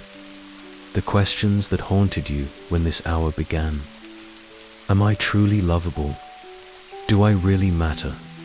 Have been answered not with human reassurance, but with divine declaration. Your weary soul has remembered its true identity, not as someone who must earn love, but as someone already lavishly loved in these sacred scriptures. You've discovered that God's love for you isn't a response to your goodness, sets the foundation of your existence. You are called a child of God, held by love from which nothing can separate you, drawn by unfailing kindness that has no beginning and will know no end. You've been made alive by rich mercy while you were still dead in transgressions, saved by grace that requires no payment from you because the price has already been paid. Most remarkably, you've learned that your name is engraved on the palms of God's hands, not written in ink that might fade, but carved permanently into His very being. You cannot be forgotten because you have become part of who God is. His love for you isn't an emotion He feels. It's a reality He embodies. But even as you rest in the overwhelming assurance of divine love, your soul recognizes one more deep need calling for attention. Love answers the question of your worth, but hope answers the question of your future. Protection keeps you safe today, but hope sustains you for tomorrow. It's one thing to be loved. It's another to be confident that this love is leading somewhere beautiful, purposeful, eternal. As you sink deeper into rest now, trust that the same God who has proven His love so completely is also the author of your hope, the one who has plans for your welfare and not for harm, who makes all things work together for good for those who love Him. The love you've received tonight has been preparing your heart for something even more sustaining, the unshakable assurance that your future is secure in hands that have never failed, never changed, never stopped working all things toward an ending more beautiful than you can imagine. Let sleep come naturally now, carried on wings of divine love, knowing that as you rest in complete acceptance, you're also resting in the promise of a future so bright with hope that even your most optimistic dreams fall short of its reality. Sweet dreams, beloved child of God. You are cherished, you are chosen, and your tomorrow is wrapped in hope that will never disappoint. You're feeling discouraged tonight. I know you are. Not just disappointed about how today went, but carrying that deeper discouragement that settles into your bones when life feels stuck, when dreams seem delayed, when you wonder if things will ever really get better. Maybe tonight you're lying here thinking about goals that feel impossibly distant, relationships that seem beyond repair, circumstances that appear permanently broken. Perhaps there's that familiar weight in your chest that comes from hoping for so long that your hope muscle feels strained, exhausted from the effort of believing when evidence suggests otherwise.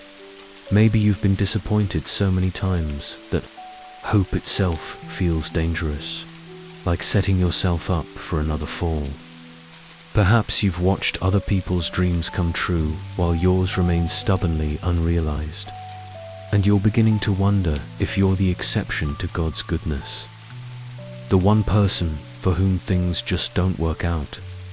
You've been trying to stay positive, to keep believing, to maintain faith in a better tomorrow. But tonight you're tired of trying and wondering if hope is just a beautiful delusion for people who haven't faced enough reality yet. Maybe life has taught you to lower your expectations, to protect your heart by not wanting too much, not dreaming too big, not believing too deeply in possibilities that might never materialize.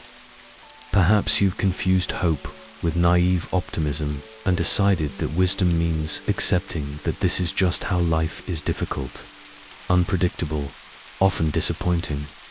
You don't have to manufacture hope anymore. You don't have to convince yourself that everything will work out based on your own positive thinking or determined effort.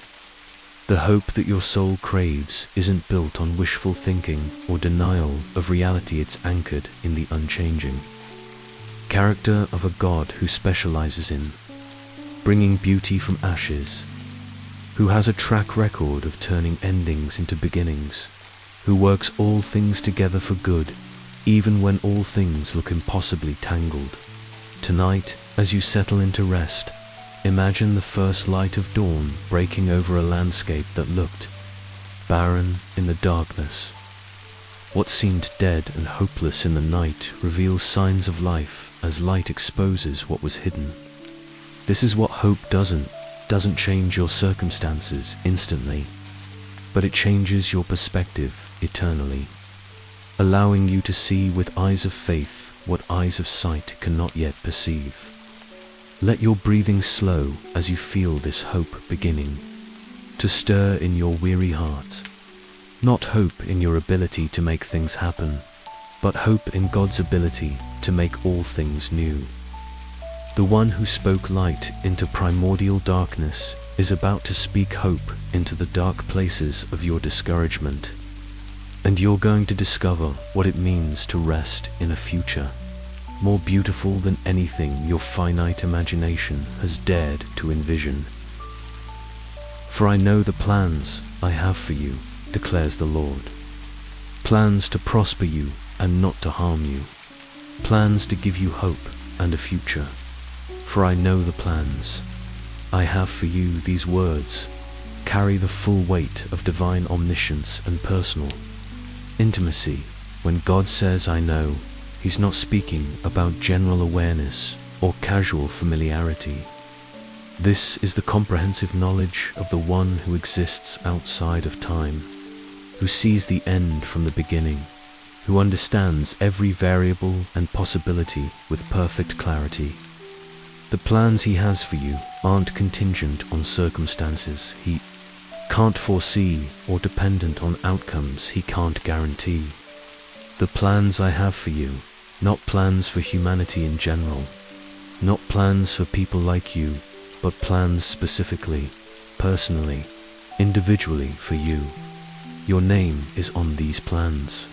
Your unique circumstances, your particular personality, your specific gifts and challenges and dreams, all of these have been taken into account in the divine planning. God doesn't have a one-size-fits-all plan that He applies to. He has customized plans that fit exactly who you are and who is calling you to become. These plans exist in the present tense. I have not, I will develop, or I'm working on. God already has plans for your life. The blueprint is complete. The strategy is in place. The purpose is established. When your life feels planless, purposeless, or directionless, it's not because God lacks a plan. It's because you're in the middle of the plan and can't see the whole picture yet, declares the Lord. This isn't wishful thinking or motivational speaking. This is divine declaration with all the authority of heaven behind it. When the Lord declares something, it carries the full weight of divine power to accomplish what is declared. These aren't just nice thoughts or encouraging possibilities. These are promises backed by omnipotent ability to fulfill them. Plans to prosper you and not to harm you. The Hebrew word for prosper suggests well-being, completeness, wholeness, flourishing. God's plans for you aren't just about avoiding disaster. They're about promoting your total welfare. He's not just planning to keep bad things from happening. He's actively planning good things to happen. Not to harm you doesn't mean you'll never experience difficulty or pain, but that nothing in your life will ultimately work toward your destruction. Even painful experiences become part of the plan for your welfare when they're allowed by a God who can bring good from every circumstance. What feels like harm in the moment may be protection from greater harm, preparation for greater blessing, or refinement for greater purpose. The distinction between God's plans and your pain is crucial. God doesn't plan your suffering, but He plans your good through your suffering. He doesn't design your difficulties, but He designs your deliverance through your difficulties. The harm that comes to you from living in a fallen world is not part of God's plan for you, but His plan for you includes redeeming every harm and turning it toward your ultimate welfare. Plans to give you hope and a future. Hope and future are linked because hope is confidence in what's coming. Without a future, hope is meaningless. Without hope, the future is fearsome. God's plans provide both, not just that you have a future, but that your future is something to be hopeful about, something to anticipate with joy rather than dread. The hope God gives isn't just emotional encouragement. It's substantial confidence based on His character and promises. When God gives you hope, He's giving you insight into His plans, revealing enough of His purposes to sustain your faith through seasons when those purposes aren't yet visible in your circumstances. The future God has planned for you extends beyond your earthly life into eternity, but it also includes your earthly life right now. God's plans for your future aren't just about heaven. They're about the good works He's prepared for you to walk in, the relationships He's ordained for you to enjoy, the impact He's designed for you to have, the growth He's planning for you to experience. Hope and a future also suggests restoration of what may have been lost.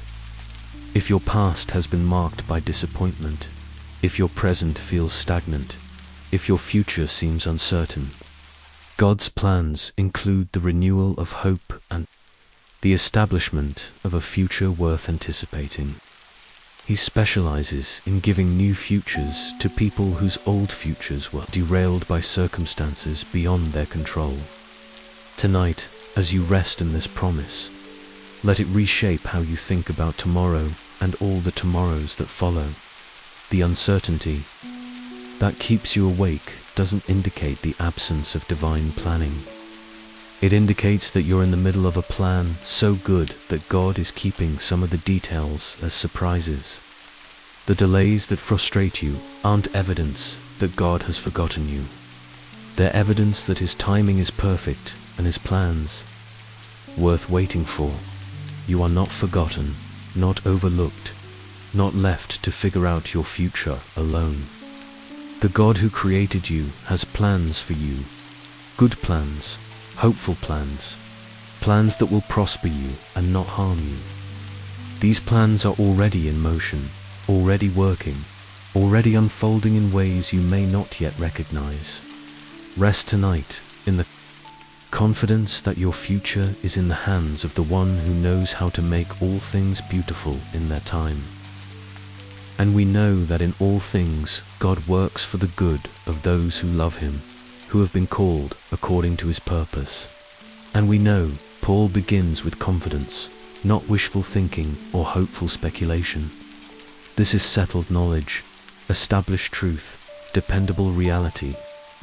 The word know suggests certainty based on experience, revelation, an observation of God's faithfulness throughout history and in personal experience. This isn't something we hope might be true.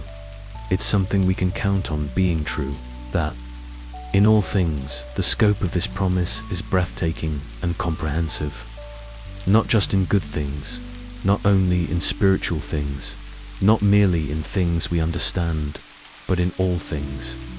The disappointment that crushed your spirit, the betrayal that broke your trust, the loss that shattered your plans, the failure that embarrassed you, the diagnosis that frightened you, all of these fall under the category of all things. This doesn't mean all things are good. Clearly, pain and evil and suffering are not good in themselves. But it means all things are included in God's ability to work good from them. Nothing is wasted in God's economy. Nothing is beyond His ability to redeem. Nothing is so broken that He can't make something beautiful from the pieces. All things also includes the things you can't see or understand yet. The circumstances that seem random, the timing that appears wrong, the connections that don't make sense, the delays that feel pointless, all of these are part of the all. Things that God is working together for good. Your limited perspective can't see how current circumstances might contribute to future good. But God's unlimited perspective sees the entire tapestry. God works. This is active, ongoing, present tense engagement. God isn't passive in your circumstances, waiting to see how things turn out. so he can respond accordingly. He's actively working, constantly engaged, continuously orchestrating, perpetually weaving circumstances together. Even when you can't see his hand at work, even when his activity isn't obvious, he's working. The word works suggests skilled labor, purposeful activity, intentional effort toward a specific goal. God isn't randomly shuffling circumstances. He's skillfully crafting them. He's not accidentally stumbling upon good outcomes. He's deliberately working toward them. Every circumstance in your life is being touched by divine craftsmanship that knows how to make something beautiful from any material. For the good, this is the target, the goal, the intended outcome of God's working. Not just good outcomes, but the good, the best possible result, the highest welfare, the ultimate benefit. God isn't settling for acceptable outcomes. He's working toward optimal outcomes. He's not just trying to make things a little better. He's working for the good that exceeds what you could ask or imagine. The good that God works toward isn't always immediate or obvious. Sometimes what appears to be set back is actually set up. Sometimes what feels like an ending is actually a new beginning. Sometimes what seems like failure is actually preparation for future success. God's definition of good encompasses your entire life and eternal destiny, not just your current comfort or immediate happiness. Of those who love him, this promise belongs specifically to those in relationship with God. It's not a universal promise that everything works out for everyone regardless of their relationship with God, but a covenant promise for those who are in love relationship with him. The love referenced here isn't perfect love or constant emotional feeling, but genuine heart connection, the kind of love that seeks God and trusts his character even when his ways are mysterious, who have been called according to his purpose. This adds another layer of assurance. You're not just loved, you're called. You're not just forgiven, you're chosen for purpose. God hasn't just saved you from something, he saved you for something. The all things that God works together for good aren't just random circumstances in a random life. They're purposeful circumstances in a purposeful life. Being called according to God's purpose means your life has divine direction, eternal significance, meaningful contribution to make to God's larger plan. The disappointments and difficulties you face aren't meaningless suffering. They're purposeful preparation for the calling God has placed on your life. This calling exists according to his purpose, not according to your understanding or preference. God's purpose is larger than your plans, higher than your thoughts, more comprehensive than your dreams. When your personal plans are disrupted, it may be because God's purpose requires adjustment. When your timeline is delayed, it may be because God's purpose requires different timing. Tonight, as you rest in this promise, let it reframe every difficult circumstance in your life. The things that have hurt you haven't helped God. They're opportunities for God to demonstrate his ability to work good from bad. The losses you've experienced haven't limited God. They've given him raw material for creating something new and beautiful. The circumstances keeping you awake tonight, whether worry about the future, pain from the past, or confusion about the present, all fall under this promise. God is working in them, through them, and despite them for your good. Not because they are good, but because he is good, and he specializes in bringing good from everything when we love him and trust.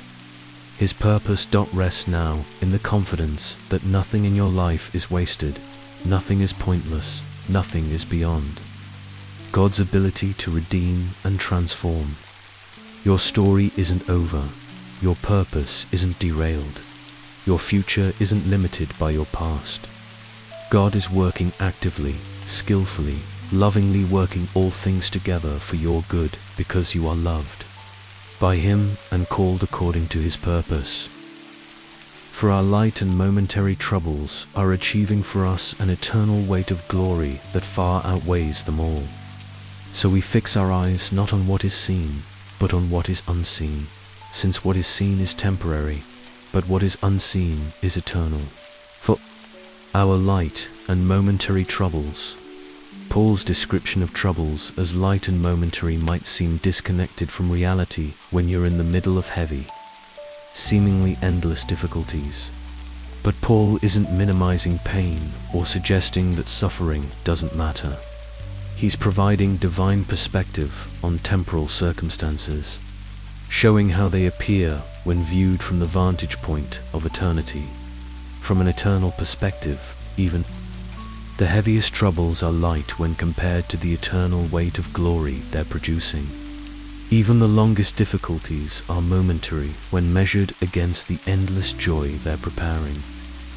This doesn't make current pain less real, but it does make it less final, less defining, less hopeless. That the word light suggests that troubles, however heavy they feel to you, are manageable from God's perspective. He's not overwhelmed by your problems, not puzzled by your circumstances, not limited in His ability to use them for good. What crushes your spirit is light work for omnipotent hands.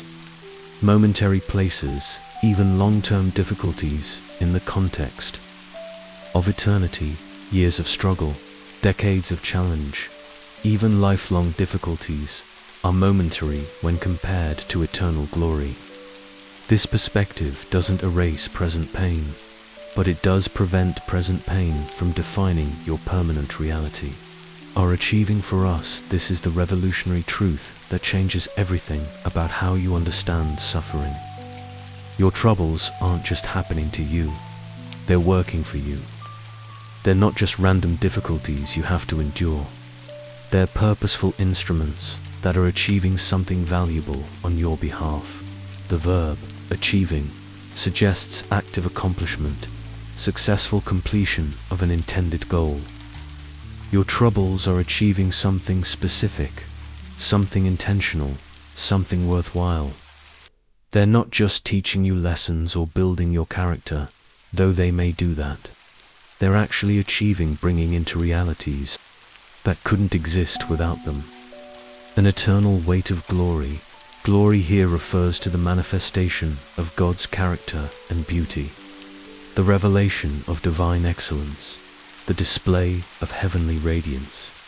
The troubles you face are achieving glory not just for God, though they do that, but for you.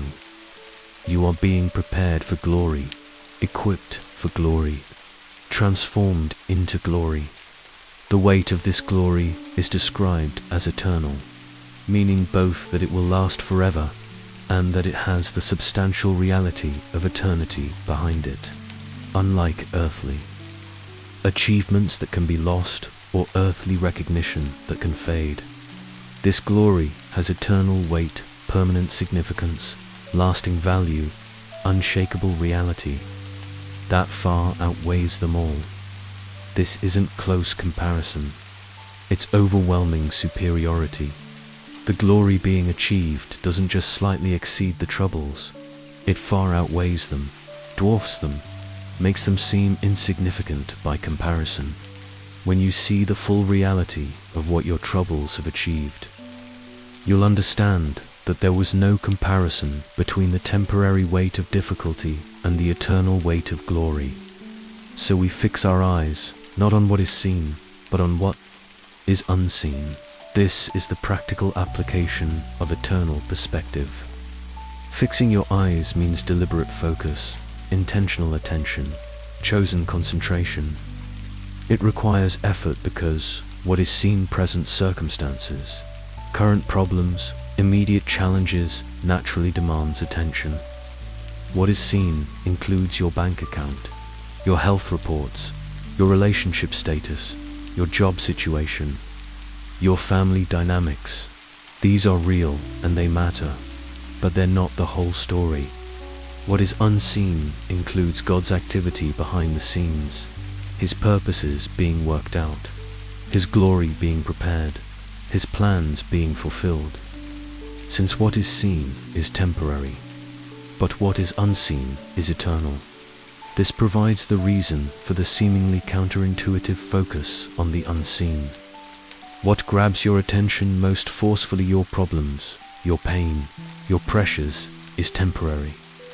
What deserves your attention most consistently, God's promises.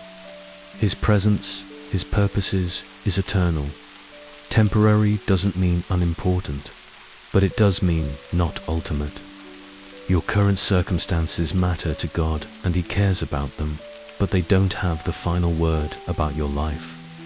They're chapters in your story, not the conclusion of your story. The unseen eternal realities include your identity as God's beloved child, your inheritance as a co-heir with Christ, your future as one who will share in divine glory, your present as one in whom God is working all things together for good. These realities are more real than what you can see because they're backed by eternal truth rather than temporary circumstances. Tonight, as you rest in this eternal perspective, let it lift your gaze from the immediate to the eternal, from the seen to the unseen, from the temporary to the permanent. The troubles that feel so heavy and long-lasting are achieving something glorious for you, something so wonderful that when you see it fully, you'll understand that every moment of difficulty was worth it. Your current struggles aren't your permanent reality. Your present pain isn't your final destination. Your temporary troubles are achieving eternal glory that will far outweigh them all. Fix your eyes tonight on the unseen eternal realities that are more real than what you can see, more lasting than what you can touch, more certain than what you can understand. Rest now in the confidence that your troubles are temporary, but your glory is eternal. Your pain is light, but your reward is weighty. Your circumstances are seen, but your future is secured by unseen divine promises that never fail. He will wipe every tear from their eyes. There will be no more death, or mourning, or crying, or pain, for the old order of things has passed away. He who is seated on the throne said, "I am making everything new." Then He said, "Write this down, for these words are trustworthy and true." He will wipe every tear from their eyes. This image captures the ultimate tenderness of God's care for your pain. Notice it doesn't say tears will simply stop, or that you'll become immune to crying. It says He will wipe every tear, personally, individually, carefully attending to each drop of sorrow you've shed. The God who created galaxies will personally attend to your tears with the gentleness of a loving parent comforting a hurt child. Every tear you've cried in disappointment, in frustration, in grief, in loneliness, in fear, every single one has been seen by God and will be personally addressed by Him. The tears you've cried alone in the darkness, the tears you've tried to hide from others, the tears that came from such deep pain you couldn't explain them, all are known to Him and all will be wiped away by His own hand. This personal attention to your tears reveals how intimately God cares about your pain. He doesn't just fix problems, He comforts hearts. He doesn't just change circumstances, He heals emotions. The promise isn't just that the causes of tears will be removed, but that the tears themselves will be tenderly, personally addressed. There will be no more death, or mourning, or crying, or pain. This is the comprehensive elimination of everything that currently causes human suffering. Death, which separates and terminates earthly relationships. Mourning, which accompanies loss and broken dreams. Crying, which expresses overwhelming emotion and helplessness. Pain, which signals damage and distress. All of these will be completely, permanently, finally eliminated. This isn't just the absence of negative experiences, it's the presence of perfect positive experiences. Where death once reigned, eternal life will flourish. Where mourning once dominated, joy will overflow. Where crying once expressed sorrow, laughter will express delight. Where pain once signaled damage, pleasure will signal perfect wholeness. For the old order of things has passed away, the current system that allows suffering, the present arrangement that permits pain, the existing order that tolerates injustice and brokenness soul of this will be completely gone. Not reformed, not improved, not modified, but passed away, finished, ended, replaced with something entirely new and infinitely better.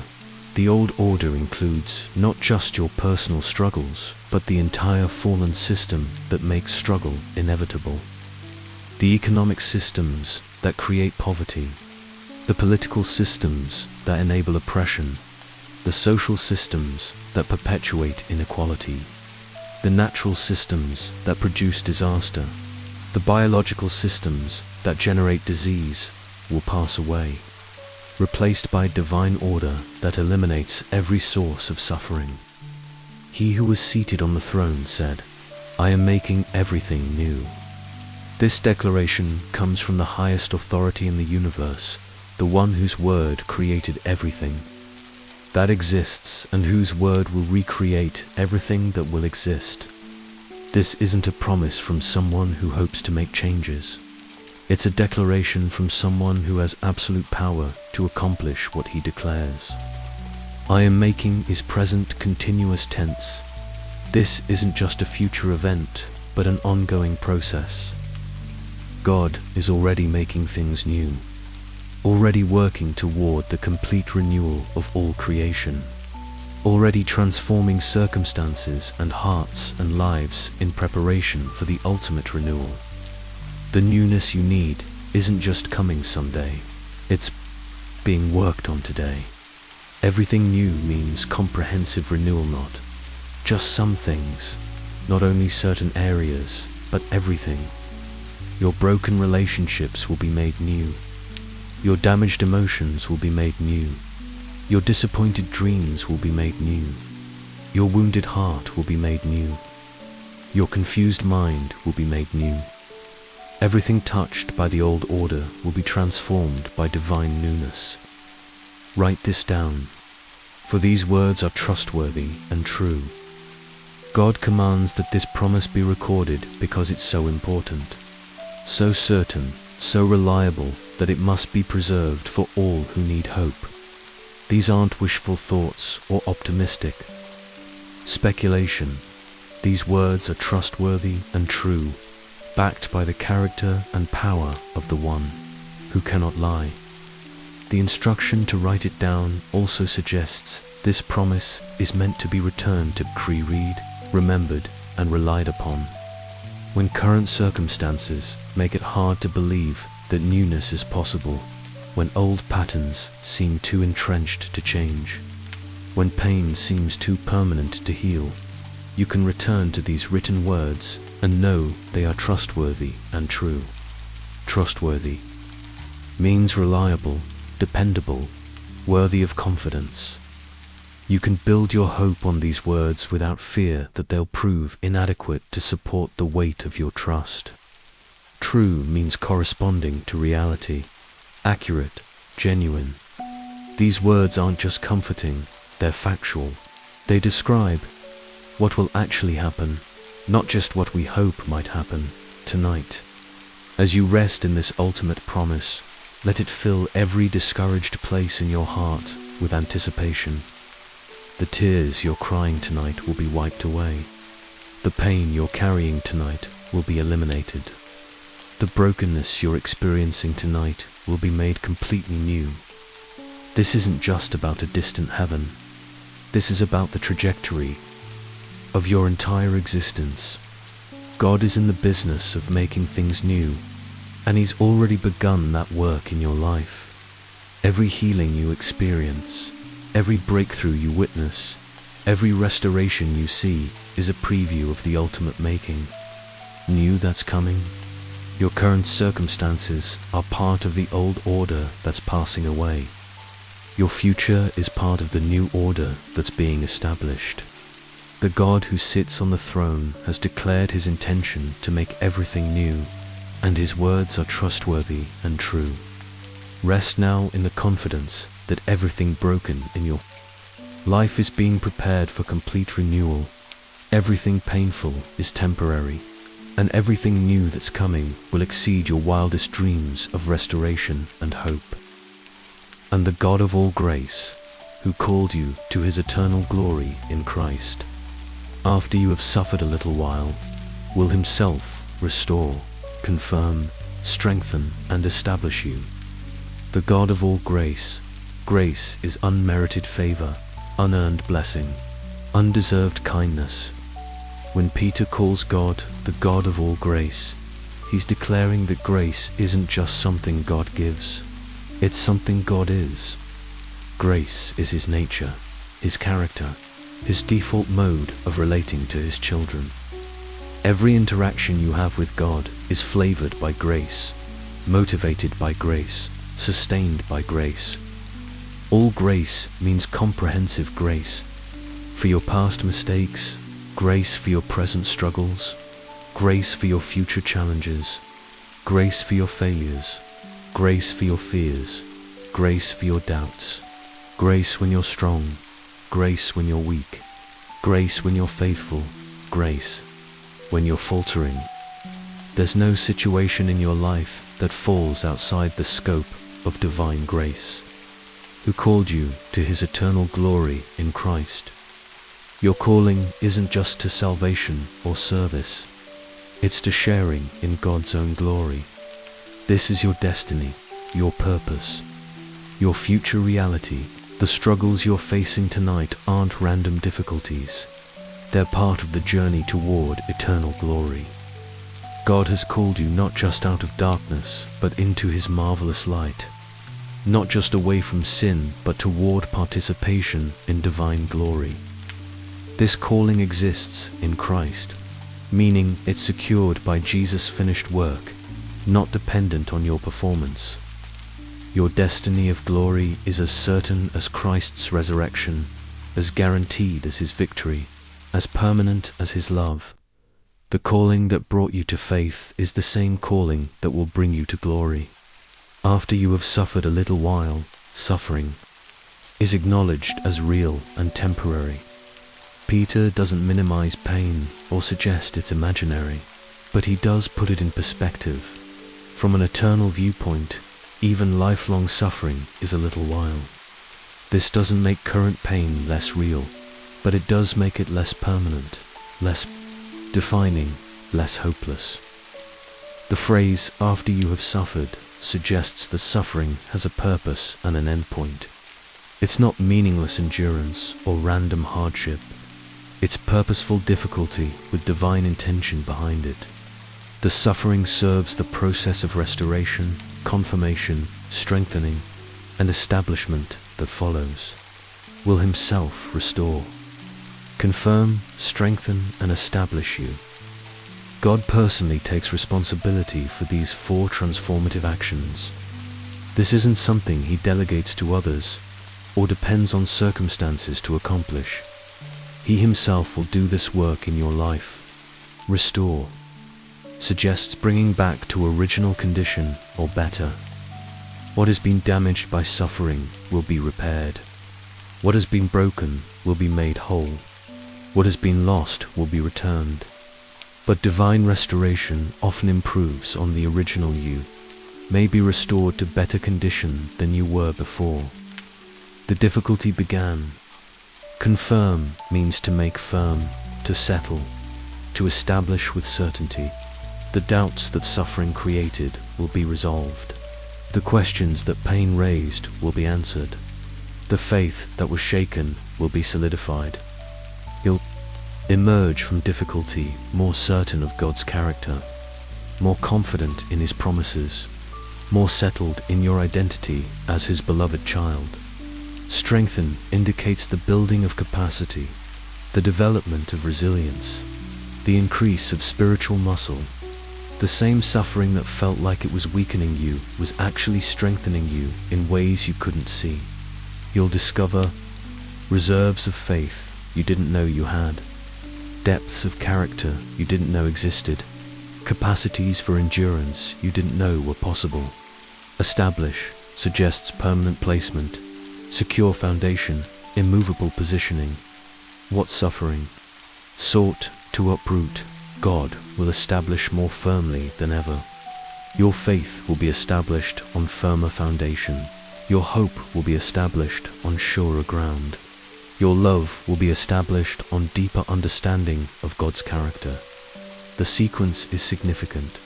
First, restoration of what was damaged. Then, confirmation of what was questioned. Then, strengthening of what was weakened. Finally, establishment of what was unstable. God doesn't just fix what's broken, He improves what's fixed. He doesn't just answer what's questioned, He settles what's answered. He doesn't just strengthen what's weak, He establishes what's strengthened. These four actions together create comprehensive transformation. Nothing that suffering has touched in your life will remain unaddressed by divine intervention. Every area of damage will receive restoration. Every area of doubt will receive confirmation. Every area of weakness will receive strengthening. Every area of instability will receive establishment.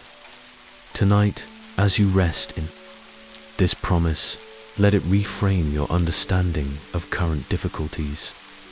The suffering you're experiencing isn't the end of your story.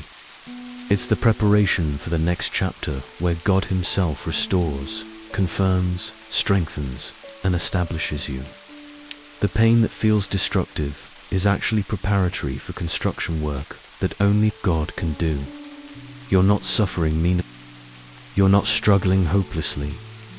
You're in the temporary little while that precedes personal intervention from the God of all grace. He has called you to eternal glory, and He will personally ensure that you arrive there restored, confirmed, strengthened, and established. Rest now in the confidence that your current difficulties are working under divine supervision toward divine transformation. The God of all grace is personally committed to your restoration, and His work in your life through suffering will result in glory that far exceeds anything you've lost in the process. As this final cycle of prayer draws to a close, feel how hope has flooded every discouraged corner of your heart. Like the first light of dawn dispelling the darkness of the longest night, the questions that tormented you when this hour began, will things ever get better? Do I have a future worth anticipating? Have been answered not with human optimism, but with divine certainty.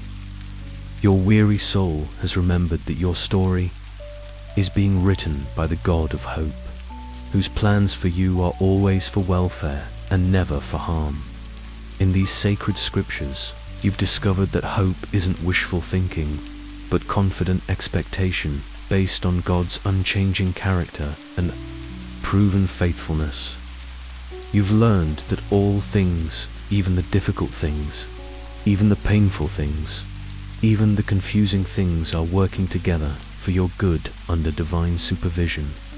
You've glimpsed the eternal weight of glory that your temporary troubles are achieving, so magnificent that it will make every moment of difficulty seem light by comparison. Most beautifully, you've seen the ultimate destination of hope, a new creation where every tear is wiped away, where death and mourning and crying and pain belong to an old order that has passed away forever.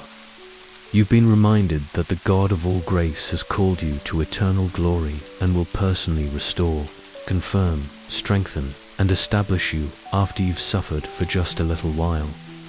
Tonight, you've journeyed through peace and protection. Love and hope are for great pillars that support the temple of the soul in its relationship with God. You began in weariness and found rest. You acknowledged vulnerability and discovered safety. You questioned your worth and found unconditional love. You felt discouraged and received unshakable hope.